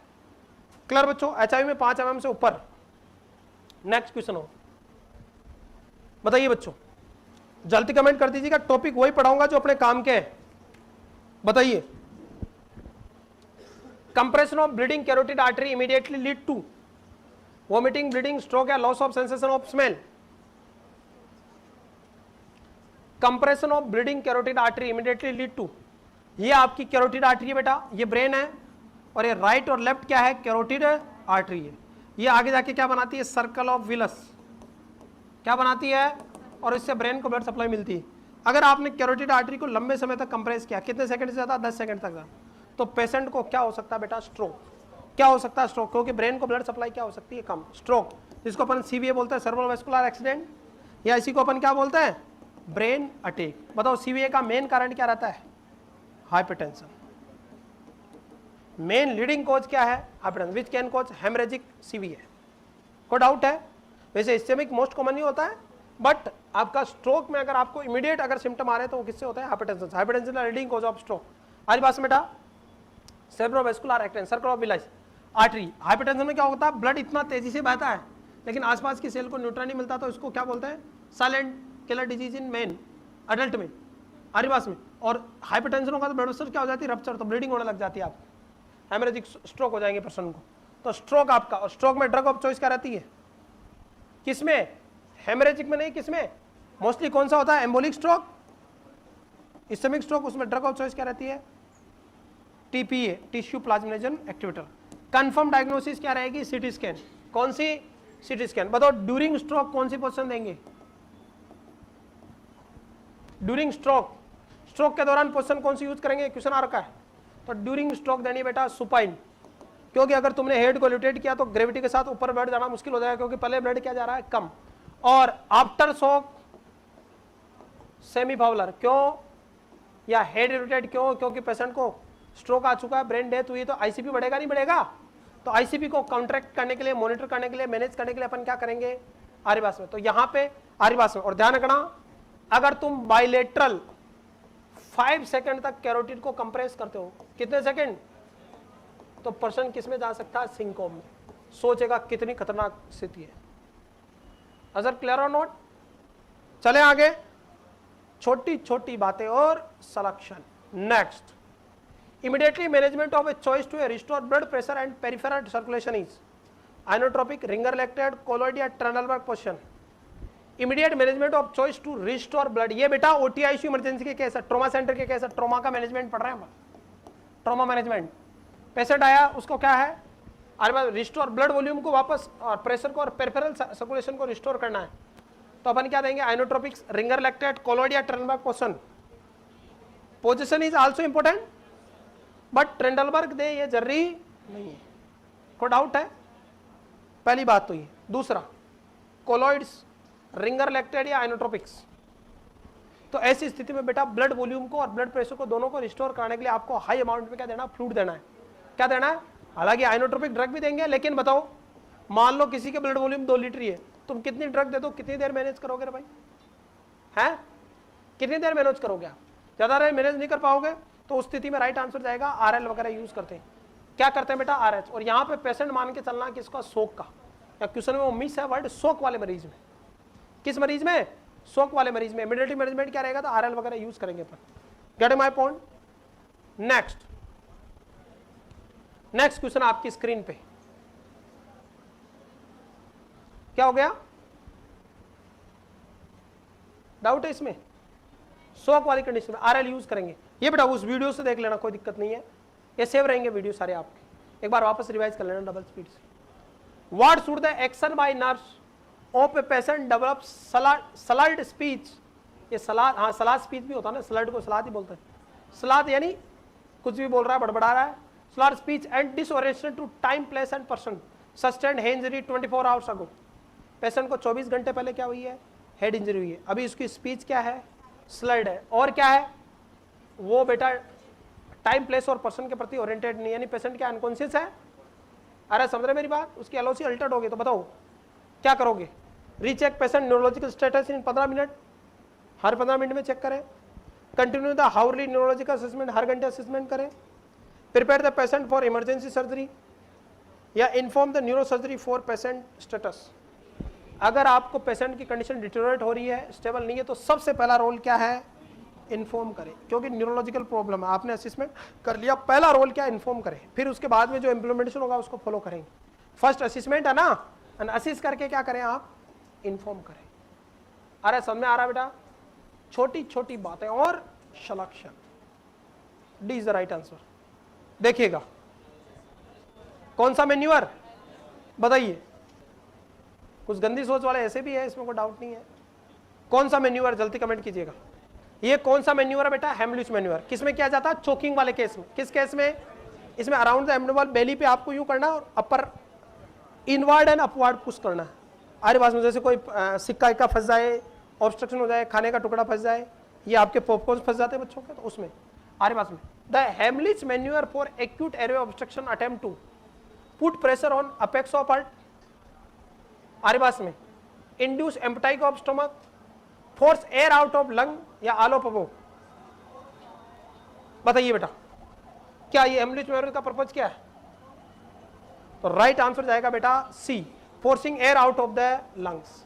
मेन पर्पज क्या है, air out of the lungs को फोर्स करना, यूं करके पर ऊपर प्रेशर डालें तो हवा कहां से निकलेगी, आपके लंग से बाहर आएगी।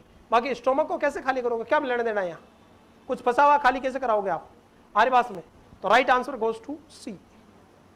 नेक्स्ट, बहुत बढ़िया क्वेश्चन है, ट्रॉमा और सर्जरी का क्वेश्चन है ये बेटा, आंसर दीजिएगा आराम से, कोई जल्दबाजी नहीं है, कोई जल्दबाजी नहीं है बच्चों, कोई जल्दबाजी नहीं है।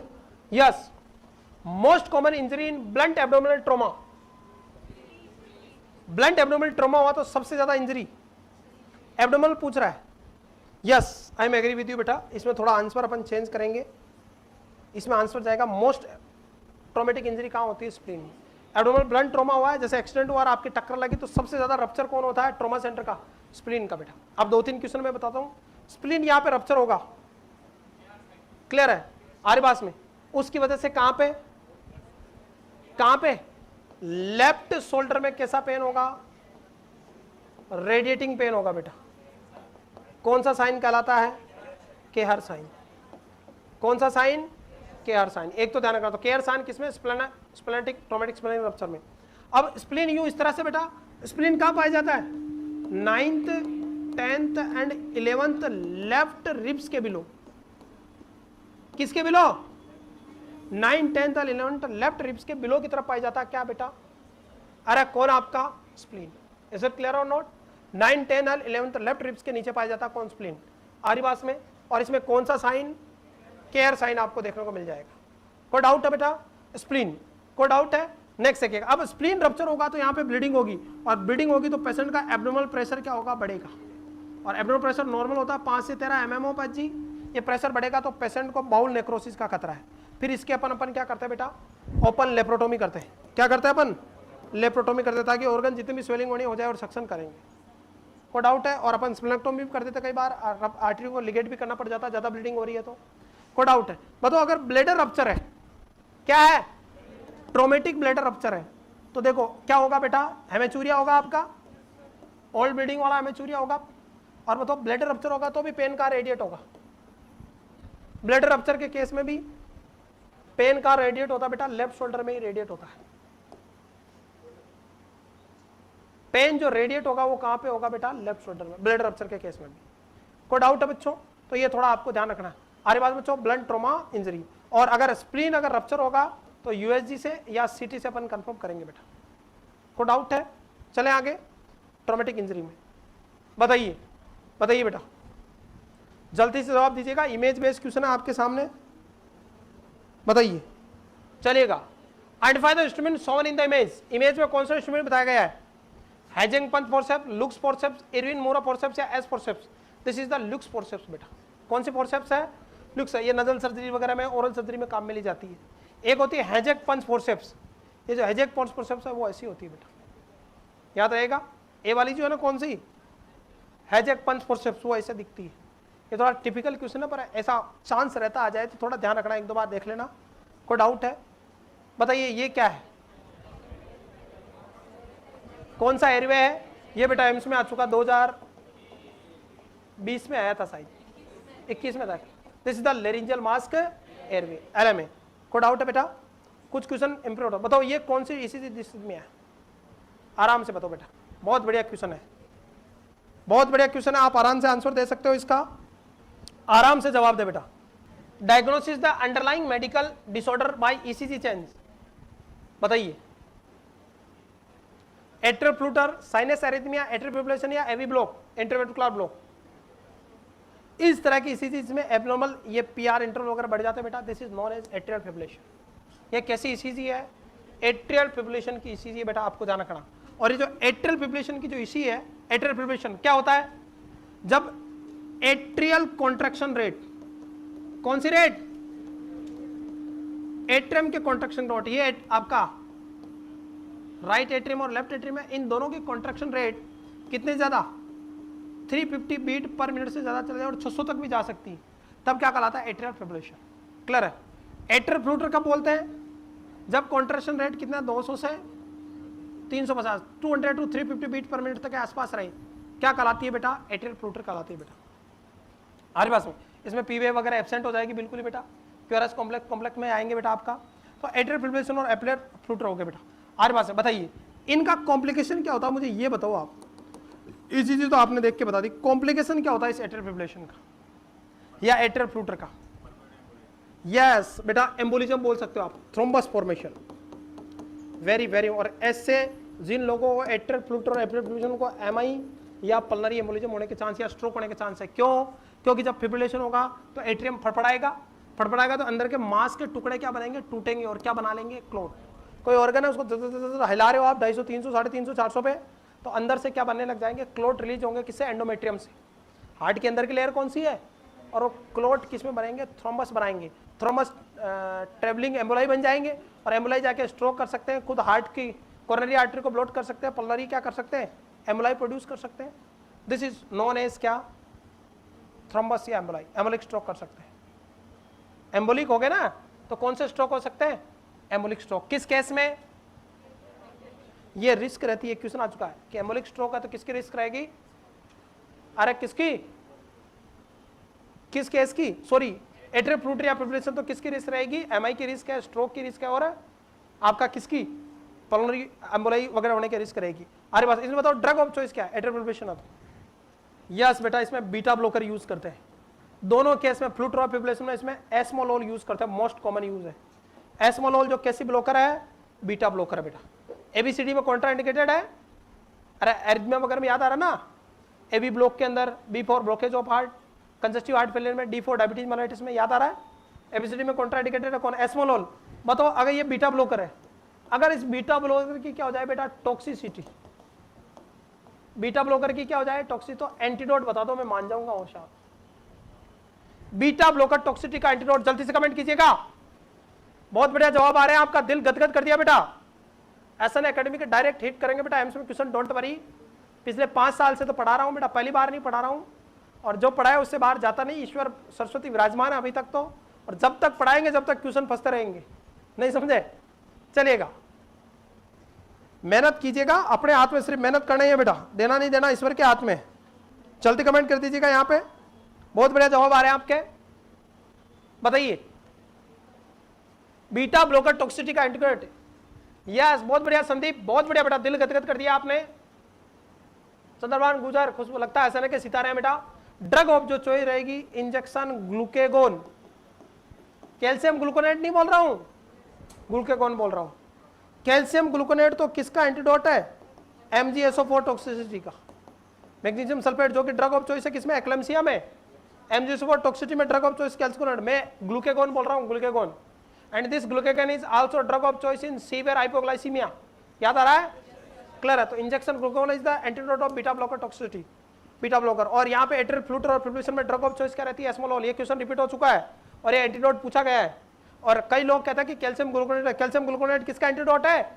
MgSO4 टॉक्सिसिटी का। छोटी छोटी बातें और सलेक्शन।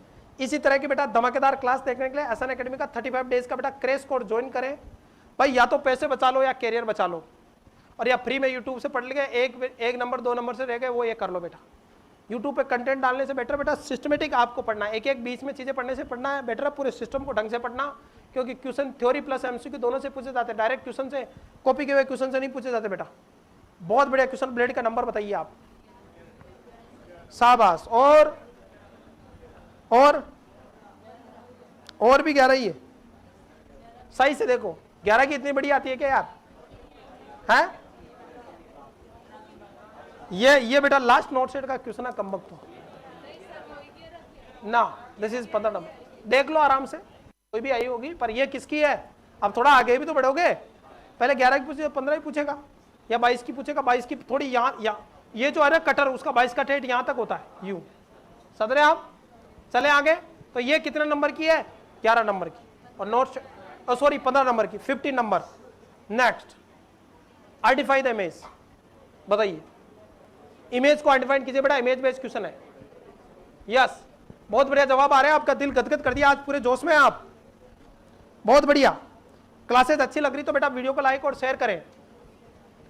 कि विकल्प खूब मिलेंगे मंजिल तक जाने के लिए, रास्ता एक ही काफी है। ना सही बोलता हूं चलेगा। कि विकल्प खूब मिलेंगे मंजिल से भटकाने के लिए, रास्ता एक ही काफी है मंजिल तक जाने के लिए। एसएन एकेडमी नीचे लिखा है, मैंने नहीं बोला। चले आगे। नेक्स्ट क्वेश्चन, ये क्या बेटा? अरे बावड़ो, ये बॉयल्स बोतल है क्या? बोतल दिख रही क्या तुम्हें? अरे शाम की उतरी नहीं है क्या अभी तक? ये ऑक्सीजन ह्यूमिडिफायर है। अबे वो तो बोतल फॉर्म में आता है। सब के जवाब गलत है। दिस इज बेटा गोल्डमैन वेपोराइजर। ये कौन सा वेपोराइजर है? गोल्डमैन वेपोराइजर है बेटा। राइट आंसर गोज टू ए। अरे क्या करोगे बेटा, ये वेपोराइजर है ना, यहाँ से यहाँ पे रखोगे आप, ये वेपोराइज हो जाएगा यहाँ से पर्सन, और हवा निकलेगी आपकी, गरम गरम भाप निकलेगी। ऑक्सीजन ह्यूमिडिफायर जो होता है ना बेटा, ऑक्सीजन ह्यूमिडिफायर, उसका वाटर कितने दिनों में चेंज करना है? ऐसे बोतल आते हैं ना ऑक्सीजन बोतल, हाँ कब चेंज करना वाटर इसका? हर 8 से लेके 8 घंटे में चेंज करना होता है ऑक्सीजन ह्यूमिडिफायर का, अरे पर शिफ्ट में। याद आ रहा है? ऐसे क्वेश्चन आते हैं इसमें।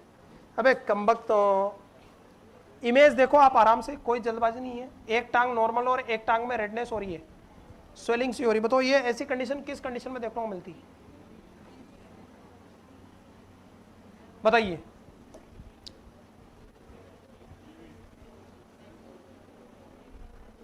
यस बेटा, एवरी 8 आवर्स में चेंज करते हैं। Yes,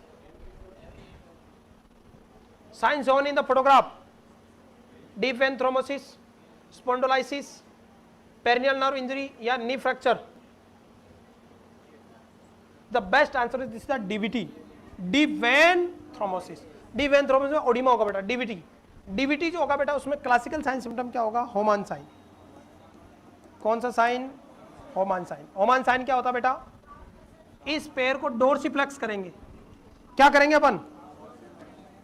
dorsiflexion of sole can cause calf muscle pain. ये क्लासिकल साइन सिम्टम होता है किसका? डीवीटी का। आप इसको डोर्सिफ्लेक्स का मतलब क्या करो? पीछे की तरफ लो। देखो वेरी इंपॉर्टेंट, यू है आपका पैर, इसको आगे की तरफ करना प्लांटर फ्लेक्शन और पीछे करना डोर्सिफ्लेक्शन। ये पिंडली है आपकी, सिन बोन का नीचे का एरिया, टीबी का। यहां पे आपका काफ मसल्स में क्या होगा? पेन होगा। यहां पे इस काफ मसल्स में क्या कहलाता है? होमान साइन। कौन सा साइन? होमान साइन। को डाउट है? अरे बोलो भाई।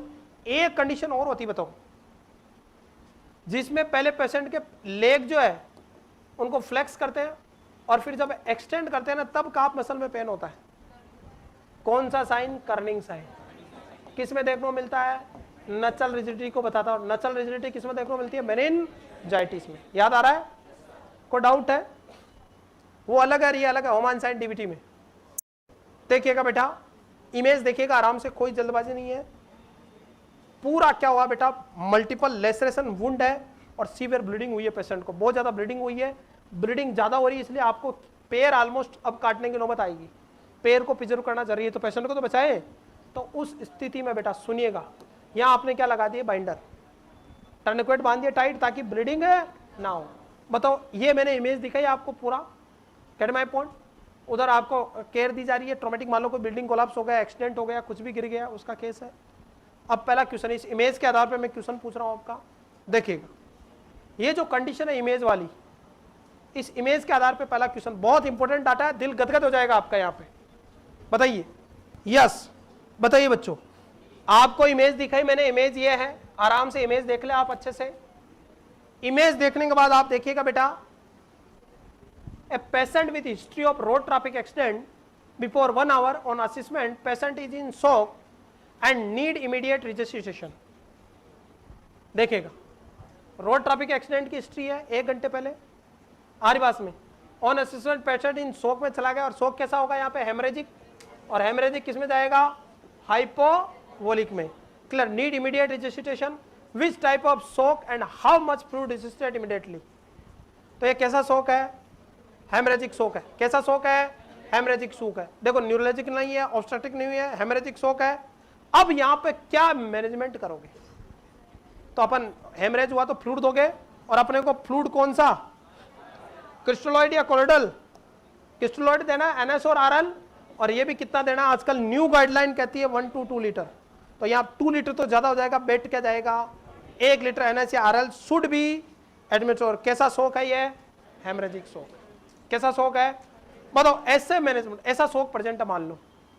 अब ऐसे मैनेजमेंट में अपन, जैसे ये तो टर्निकेट बांधा है, आजकल एक गारमेंट और आता है, कौन सा, मास्ट गारमेंट।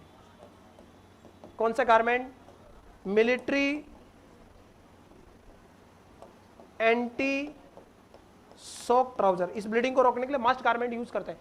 कौन से गारमेंट, मास्ट गारमेंट। देखिएगा कैसा होता है मास्ट गारमेंट, ये रहा मास्ट गारमेंट। ये जो इमेज दिखाई गई, इमेज बेस्ड क्वेश्चन है, एम्स में आ चुका बेटा, नोट सेट में। मिलिट्री एंटी शॉक ट्राउजर,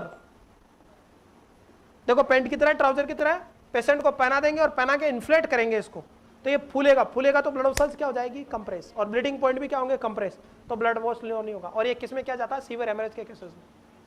पहना दो, जैसे पैर में पहना दिया और उसको फुलाया, तो ये ब्लड वेसल्स को जो डैमेज एरिया उसको क्या कर लेगी, अरे क्या करेगी, कंप्रेस करेगी, तो ब्लीडिंग रुकेगी। दूसरा, ये कंप्रेस रहेगा तो विनस रिटर्न बढ़ेगा, तो हार्ट फेलियर का खतरा भी क्या रहेगा, बचा रहेगा, क्योंकि क्या हो रहा है, हेमरेजिक शॉक हो रहा है।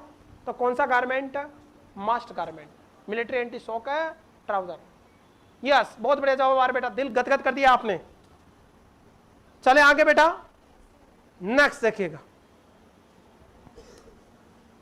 नेक्स्ट देखिएगा, क्वेश्चन आपके सामने है, बहुत बढ़िया जवाब आपके।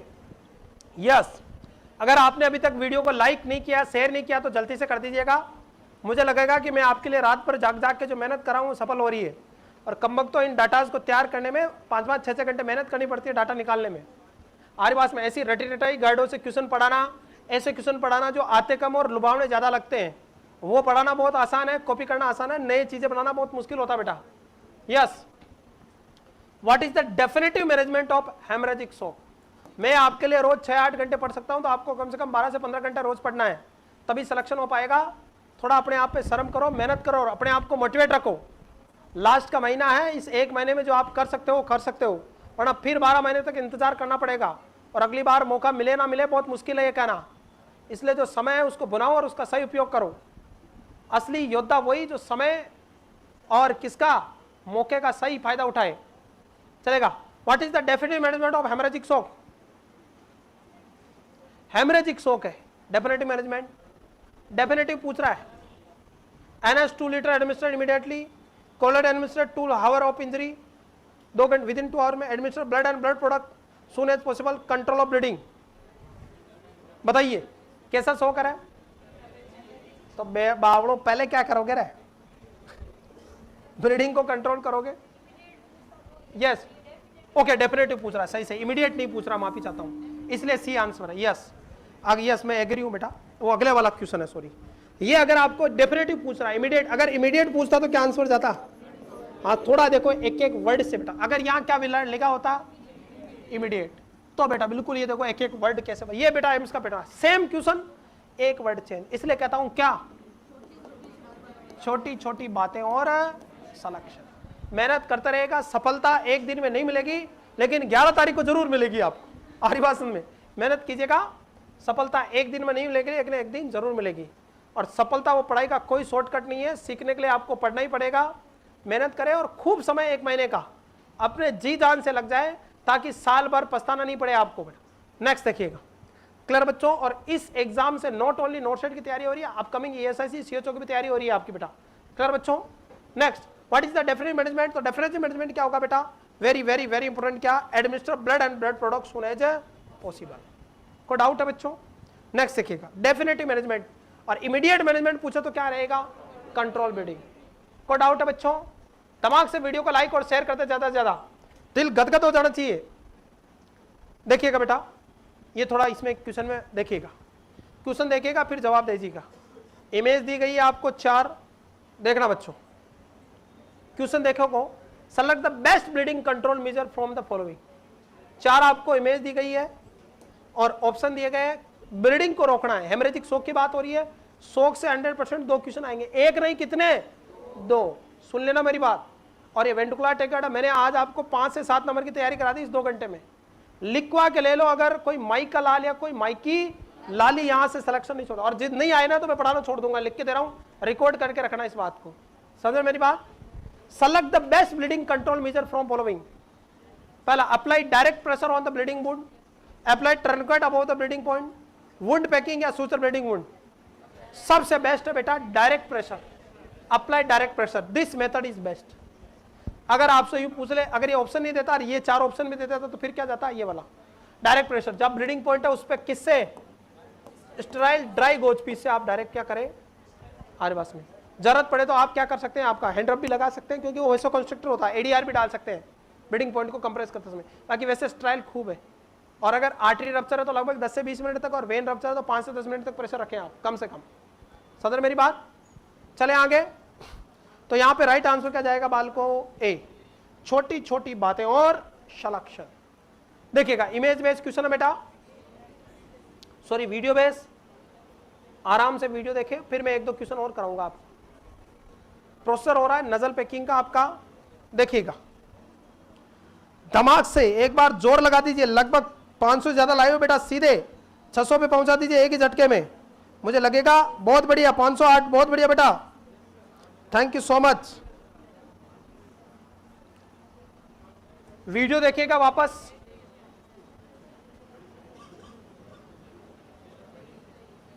पेशेंट को एपिस्टेक्सिस है, क्या है?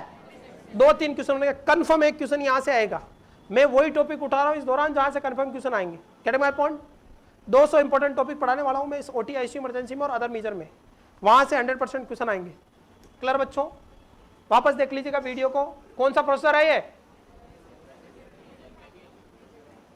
Thank you Puja ji, thank you so much बेटा, लव यू ऑल।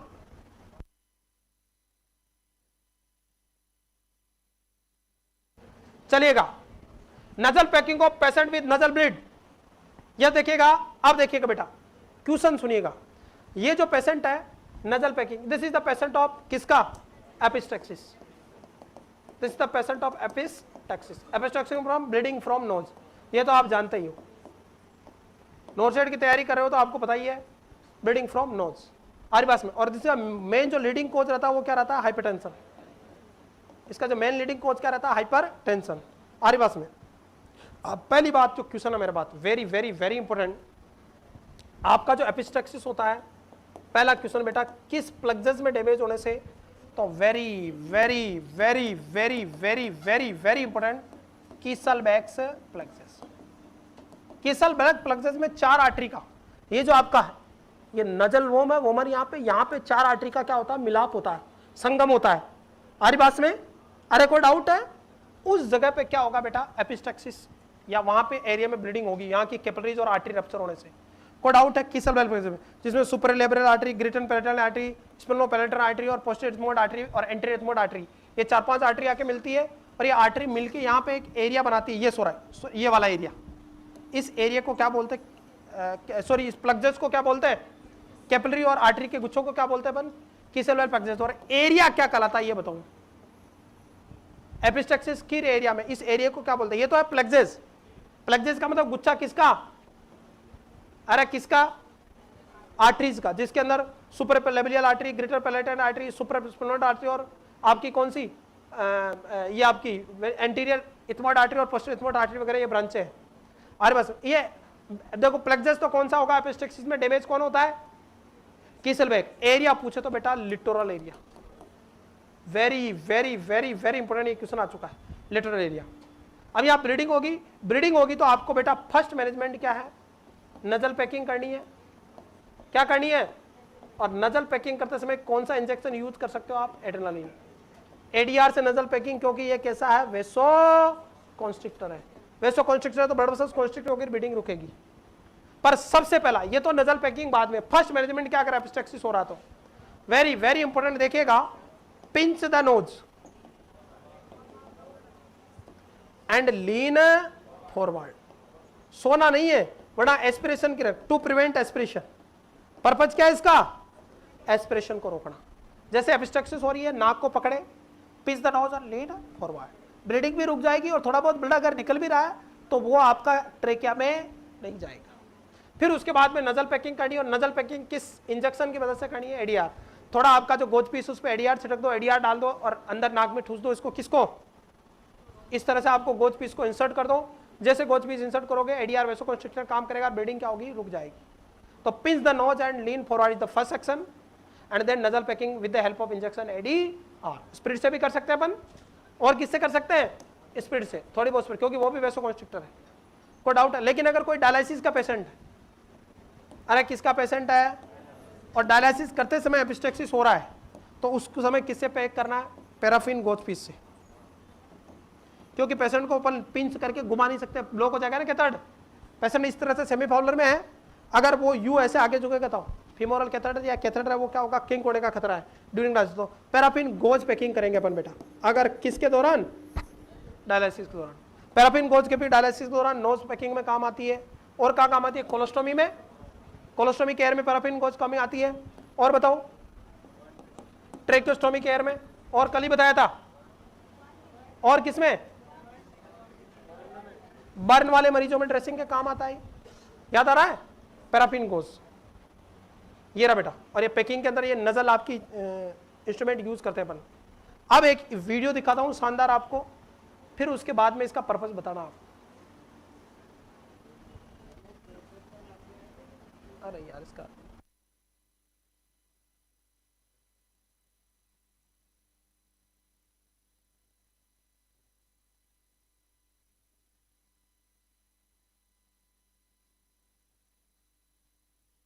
होता तो एक झटके में आ जाता। बताइए, ये प्रोसेसर देखिएगा आराम से, कोई जल्दबाजी नहीं है। इस प्रोसेसर का नाम बताना और इसका पर्पज क्या है।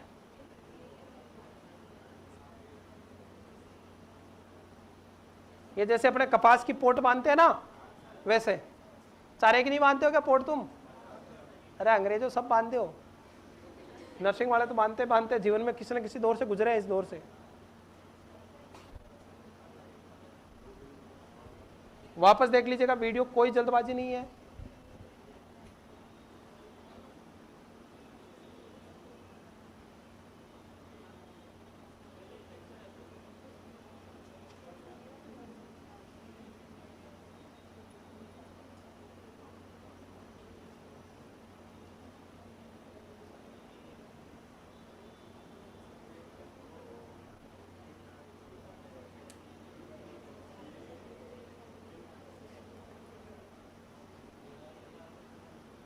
ऑपोजिट में डाले दोनों।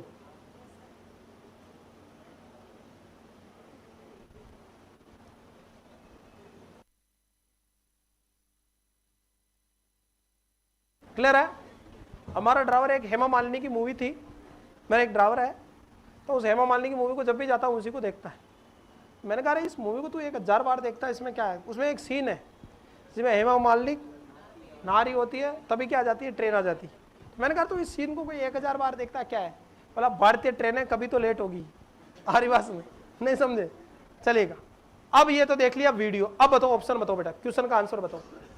What is the purpose of following? तो ये क्या बेटा, आपका पेल्विक बाउंडर है, और stabilise the pelvic fracture and control the bleeding, this is the pelvic binder.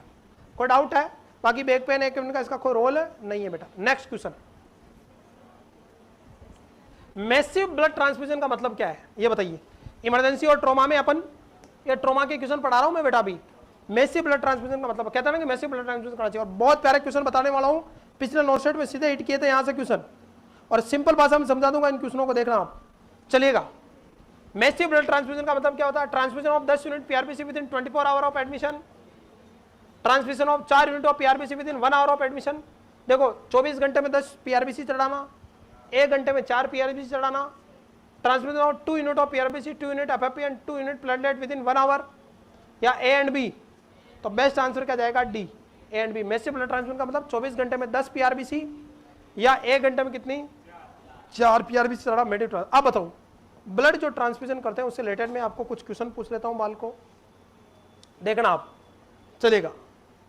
Very important. Next, what does mean the balance haemostatic और डैमेज कंट्रोल रेजिस्टेशन। अगर आपको हाइपोवोलेमिक शॉक है तो आप बैलेंस और हेमोस्टेटिक डैमेज कंट्रोल रेजिस्टेशन करना चाहते हो, इसका मतलब क्या है? तो राइट आंसर आएगा बेटा transfusion of PRBC, FFP and platelets in equal ratio. जब मरीज को आप तीनों इक्वल रेशियो में देते हैं तो इसको क्या बोलते हैं? बैलेंस रेजिस्टेशन। क्लियर है? देखिएगा अब मेरा क्वेश्चन क्या है बेटा, अब आपको थोड़ा मैं जगह स्पेस मिल नहीं रही है। यस, यहां देखिएगा बेटा, यहां देखिएगा आप, वेरी वेरी इंपॉर्टेंट। कुछ मैं आपको क्वेश्चन बताता हूं बेटा, देखिएगा ब्लड ट्रांसफ्यूजन रिलेटेड।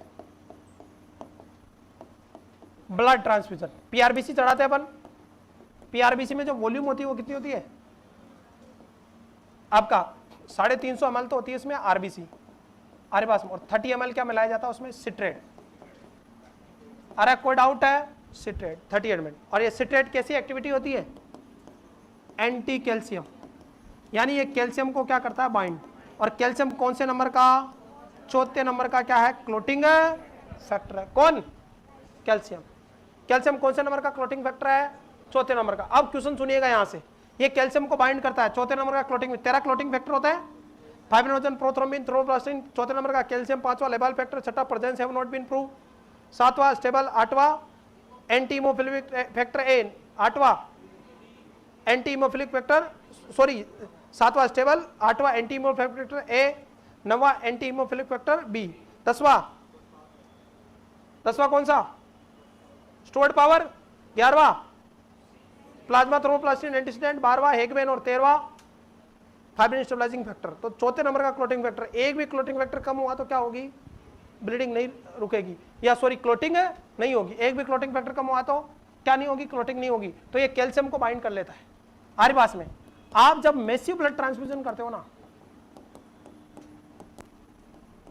तो क्या होता? तो बेटा मेटाबॉलिक एल्कोलिसिस होता। अब तुम सोचोगे भाई, पहला क्वेश्चन तो ये कि मैसिव ब्लड ट्रांसफ्यूजन का क्या नुकसान है? तो मेटाबॉलिक एल्कोलिसिस, हाइपोकैल्सीमिया, हाइपर कैलीमिया और हाइपोथर्मिया होगा, सिवरिंग होगी। बताओ ये चारों ऑप्शन एक एक को पढ़ते हैं। सबसे पहले मेटाबॉलिक एल्कोलिसिस देखिएगा आप, मैसिव ब्लड ट्रांसफ्यूजन जैसे 10 यूनिट आपने पीआरबीसी चढ़ाई तो सब में क्या है? सिट्रेट है। सिट्रेट ब्लड में जाता है और ब्लड में जाने के बाद लिवर इसको किस में तोड़ता है? बाइकार्बोनेट में। किसमें? सिट्रेट का मतलब सिट्रिक एसिड नहीं है। अगर एसिड होता तो क्या होता? Metabolic acidosis. अरे क्या होता? Metabolic acidosis. अब देखिएगा पेशेंट को क्या है बेटा केस में? मेटाबॉलिक एल्कोलिसिस। वाई? पेशेंट को आपने क्या किया? मैसिव ब्लड ट्रांसफ्यूजन किया, उसमें क्या है? सिट्रेट। सिट्रेट किसको बाइंड करेगा? कैल्शियम को। तो पूरा बॉडी का कैल्शियम बाइंड हो जाएगा तो पेशेंट को हाइपोकैल्सीमिया होगा। दूसरा, आपने आरबीसी चढ़ाई, आरबीसी में इंट्रासेलुलर सबसे ज्यादा मिनरल कौन सा है? पोटेशियम। अरे कौन सा है? पोटेशियम। आपका आरबीसी चढ़ाओगे तो आरबीसी टूटे भी कि सही, तो पोटेशियम रिलीज होगा और पेशेंट को क्या होगा? हाइपरकैलेमिया। इलेक्ट्रोलाइट इंबैलेंस होंगे तो वोल्ट डिजनरेट होगा आपका, और विभव अंतर होने की वजह से पेशेंट का टेम्परेचर क्या होगा? फॉल। हमारे पास में हाइपोथर्मिया होगा। इसके अलावा 10 यूनिट आपने, सॉरी इसमें 10 पीआरबीसी में क्या है? सिट्रेट है। 30 ml एवरेज भी मानो तो 300 ml हो गया। ये सिट्रेट लिवर में जाता है और सिट्रेट किस में टूटता है? बाइकार्बोनेट। और आपको पता है कि BH समानुपाती बाइकार्बोनेट। तो जैसे जैसे आप ब्लड चढ़ाते जाओगे 1, 2, 4 यूनिट से नहीं, लेकिन मैसिव 7-8 यूनिट चढ़ा दिया आपने रैपिडली, तो उस स्थिति में क्या होगा? धीरे धीरे बॉडी में सिट्रेट बढ़ेगा। सिट्रेट किस में टूटेगा? लिवर के द्वारा बाइकार्बोनेट। तो बॉडी में बाइकार्बोनेट बढ़ेगा और बाइकार्बोनेट बढ़ेगा तो मेटाबॉलिक क्या होगा? एल्कोलिसिस। कोई डाउट है? ब्लड ट्रांसफ्यूजन रिएक्शन हुई है आपका, तो प्राइमरी नर्सिंग रोल क्या है? सबसे पहले immediately stop the blood transfusion. पहला रोल ही क्या है? सबसे पहले ट्रांसफ्यूजन को रोके, और दूसरे नंबर पे क्या रन करे? एनएस। अगर ब्लड ट्रांसफ्यूजन रिएक्शन हो रही है तो अर्ली सिम्टम क्या आएगा? है वो तो आयरन थेरेपी का है? यस। बैकअप होगा, स्किन में एलर्जी होगी, फिर एविलडेक्सोना देके अपन मैनेज करेंगे। कोई डाउट है? बैकअप वगैरह होगा। आयरन थेरेपी का भी ये होता है, सबसे पहले कमर में दर्द, फिर हेडेक होगा मरीज को, नोजिया वोमिटिंग होंगे, स्किन में एलर्जी होगी। सबसे पहला रोल क्या है? Stop the blood transfusion and then run the NS. Is it clear or not? This is very very important data. So first is stop the blood transfusion and second one is run the NS to patent the line. इसका मकसद क्या है? Line क्या रहे, खुली रहे ताकि दवाई देने के काम आ जाए। कोई डाउट है? आगे बात, ब्लड ट्रांसफ्यूजन रिएक्शन का अर्ली सिम्टम बैकअप, हेडक वगैरह होगा आपका साइनोसिस होगा, डिज्निया होगा पेशेंट को क्योंकि हिमोलाइसिस हो रहा है, एलर्जी हो रही है स्किन के अंदर बेटा, टेकिकार्डिया वगैरह होगा आपको, और एपरेंसेस वगैरह रहेगा, ऐसे सिम्टम हेडक वगैरह देखने को मिलेगा ब्लड ट्रांसफ्यूजन का। इस ब्लड ट्रांसफ्यूजन को रोकने के लिए स्टार्टिंग के 10 से 15 मिनट तक कितना चलाना है? 7 से 10 ड्रॉप पर मिनट। ब्लड ट्रांसफ्यूजन को रिएक्शन को चेक करने के लिए स्टार्टिंग में कितना? 7 से 10 ड्रॉप पर मिनट तक स्टार्टिंग के 15 मिनट तक चलाना, और पीआरबीसी को विदिन 4 आवर्स में क्या कर देना? फिनिश। 4 घंटे बाद भी आपने चलाया तो इसमें इन्फेक्शन का खतरा, ये भी क्वेश्चन आ चुका है। और अगर आपने क्या यूज किया? टीपीएन। कौन सा? टीपीएन विदिन कितने घंटे में? टोटल पेरेंटल न्यूट्रिशन 24 आवर्स के अंदर अंदर यूज कर लेना। ये नोट्स 2021 का क्वेश्चन है, वरना इसमें क्या हो जाएगा? इन्फेक्शन पकड़ जाएगा, चाहे बच भी गया तो भी डिस्कार्ड कर दें। ड्यूरिंग टीपीएन क्या होता है? हाइपरग्लाइसीमिया, क्योंकि इसके अंदर शुगर के कंटेंट होते हैं, फैट के कंटेंट होते हैं, और आफ्टर टीपीएन क्या कॉम्प्लिकेशन होता है? हाइपोग्लाइसीमिया। कोई डाउट है? टीपीएन यहां तक कोई डाउट है? अब देखिएगा बेटा, आप मैसिव ब्लड ट्रांसफ्यूजन कर रहे हो, very very important according to AIIMS Delhi, very importantly emergency cannula, ये 16 गोज का जो किस कलर का है? ग्रे कलर है। ब्लड ट्रांसफ्यूजन के लिए है ब्लड वाला कौन सा? ना ब्लड ट्रांसफ्यूजन का 18 का कौन सा है? ग्रीन। ब्लड ट्रांसफ्यूजन के लिए कौन सा? 18 गोज का ग्रीन। आरी बात में हॉस्पिटल में सबसे ज्यादा यूजेबल ये वाला पिंक वाला 20 से 22, आजकल ब्लू भी खूब यूज लिया जाता है, और बच्चों में 24 गोज का कौन सा? येलो। अब मेरा क्वेश्चन क्या है ये सुनिएगा आप। पहला, इमरजेंसी कैनुला, अगर आपका ओटीआई इश्यू में मरीज आया है या इमरजेंसी में मरीज आया, इमरजेंसी कंडीशन है, तो इमरजेंसी कैनुला 2 कैनुला लगाने, लार्ज बोर। कौन कौन से? ग्रे कलर की 16 गोज की। ब्लड ट्रांसफ्यूजन अगर करना है तो बेस्ट कैनुला कौन सा है? 18 गोज का ग्रीन। नॉर्मली हॉस्पिटल में कौन सा? कौन सा? कौन सा? ये कौन सा है? कलर कोडिंग पिंक, और 22 नंबर का कौन सा? ब्लू। और बच्चों में कौन सा? 24 का। अब ये क्या है बेटा? अगर मैसिव ब्लड ट्रांसफ्यूजन करना है तो अपन ये कौन सा है? इसे क्या बोलते हैं? Yes, this is the pressure bag. कौन सा बैग है बेटा? Pressure bag. और ये कौन सी लाइन है? ये बताओ, आईवी सेट है कि बीटी सेट है? BT set. Blood transfusion set है क्योंकि इसमें देखो फिल्ट्रेट लगा है। बीटी सेट बताओ, बीटी सेट किस में डिस्कार्ड करें? यस, ब्लड ट्रांसफ्यूजन सेट किस में जाएगा? ब्लड चढ़ाने के बाद रेड बीएमडब्ल्यू में, रेड बकेट में। और ब्लड बैग क्यों भाई? क्योंकि जो जलाने योग्य है वो किस में जाएंगे? येलो में। इस बीटी सेट में आपकी सिरिंज में इसमें क्या आता है? अरे क्या आता है? क्लोरीन। और क्लोरीन जब जलता तो ओजोन गैस बनती है, और ओजोन वायुमंडल के ओजोन परत को नुकसान करती है, इसलिए इनको जलाते नहीं है। इनको क्या करते हैं? इंसुलेट करते हैं अपन, छोटे छोटे टुकड़ों में लैंड फिलिंग कर देते हैं या रिसाइकिल कर लेते हैं। बताओ आपको, बताओ सिरिंज को बेस्ट किससे? सिरिंज को ऑटोक्लेव किससे करोगे?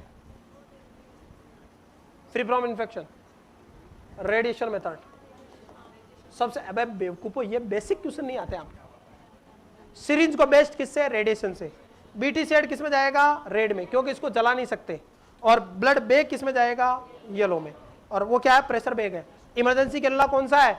16 गोज का। और ब्लड ट्रांसफ्यूजन के लिए बेस्ट कौन सा है? ग्रीन कलर, 18 गोज का। याद रहेगा, क्वेश्चन में इमरजेंसी कैनुला पूछा तो ग्रीन आपका कौन सा? ग्रे ही जाएगा। ब्लड ट्रांसफ्यूजन लिखा है तो कौन सा है? ग्रीन ही जाएगा। कोई डाउट है? और सिरिंज को बेस्ट कौन सा मेथड है? गुड मॉर्निंग बेटा। अरे इतना लेट आया 360 series. Next Naeem Khan, next देखिएगा, नाम ही जोरदार रखा है। चले आगे, यहां तक कोई डाउट है बच्चों? देखिएगा नेक्स्ट क्वेश्चन आपकी स्क्रीन पे बेटा, जल्दी से जवाब दीजिएगा। छोटी छोटी बातें और सलेक्शन।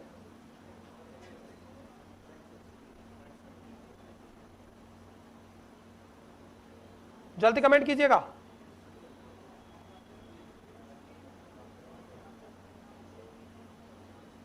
जल्दी से कमेंट कर दीजिएगा भाई, वीडियो देखिएगा आराम से। यस,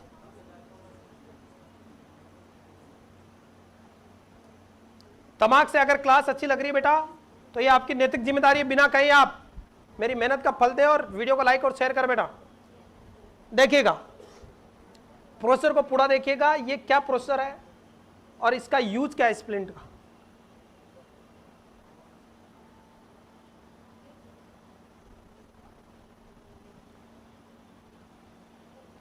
ये इमेज बेस्ड क्वेश्चन भी आ चुका है इसका लास्ट नोट सेट में। कौन सा स्प्लिंट है ये? थॉमस। पहले प्रोसेसर देखे फिर आंसर पूछूंगा मैं इसके पर्पस सहित। और कैसे फ्रैक्चर में यूज लिया जाता है ये?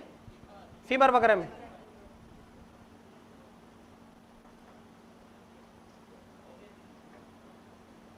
हो गया, वापस देखिएगा आराम से, कोई जल्दबाजी नहीं है, पूरा जूम करके देख लीजिएगा आप। ये पहले तो कौन सा स्किन ट्रैक्शन, कौन सा ट्रैक्शन लगाया जा रहा है? Skin traction. और ये आपका अच्छे से बैंडेजिंग की जा रही है। कौन से केसेस में किया जाता है? जैसे किसी को फीमर का फ्रैक्चर हो, किसका फ्रैक्चर हो, ताकि बोन को क्या रख सके अपन? अलाइनमेंट में। किस में रख सके? अलाइनमेंट में। कोई डाउट है? ये आपने स्किन ट्रैक्शन लगाया, ये कौन सा स्प्लिंट है? Thomas splint. कौन सा स्प्लिंट आ रहा है ये? Thomas splint. देख लिया, इमेज बेस भी आ गया, वीडियो बेस भी। ये देखिएगा इस तरह का होता है, इसके चारों तरफ पट्टी लिपेट के रखते हैं ताकि कोई सोर्स वगैरह ना हो, पेशेंट के घाव नहीं बने, लंबे समय तक रखते हैं, क्योंकि ये सब केस 2-2, 3-3 महीने तक बेड रिटर्न रह जाते हैं फ्रैक्चर वाले।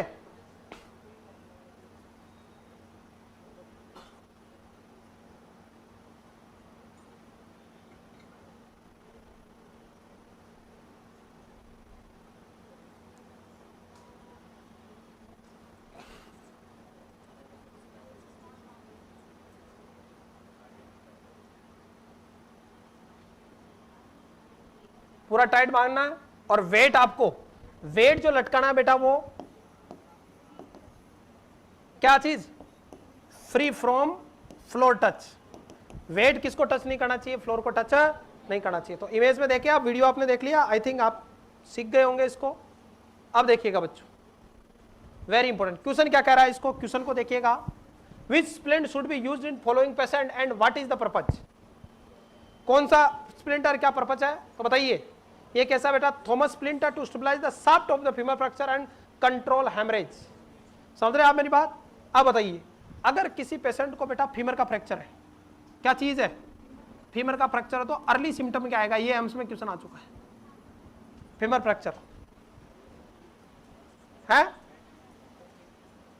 फीमर फ्रैक्चर का अर्ली सिम्टम बावड़ो बेवकूफो पेन होगा कि नहीं होगा? है, पेन होगा। आ रही बात में? दूसरा पता कैसे चलेगा? तो अफेक्टेड एक्सट्रीमिटीज क्या होगी? अरे अफेक्टेड एक्सट्रीमिटीज क्या होगी? शॉर्ट होगी। अफेक्टेड एक्सट्रीमिटीज क्या हो जाएगी? शॉर्ट हो जाएगी। कोई डाउट है? जो अफेक्टेड एक्सट्रीमिटीज वो थोड़ी क्या रहेगी? नॉर्मल एक्सट्रीमिटी से शॉर्ट होगी। और इसका लेट कॉम्प्लिकेशन क्या होगा?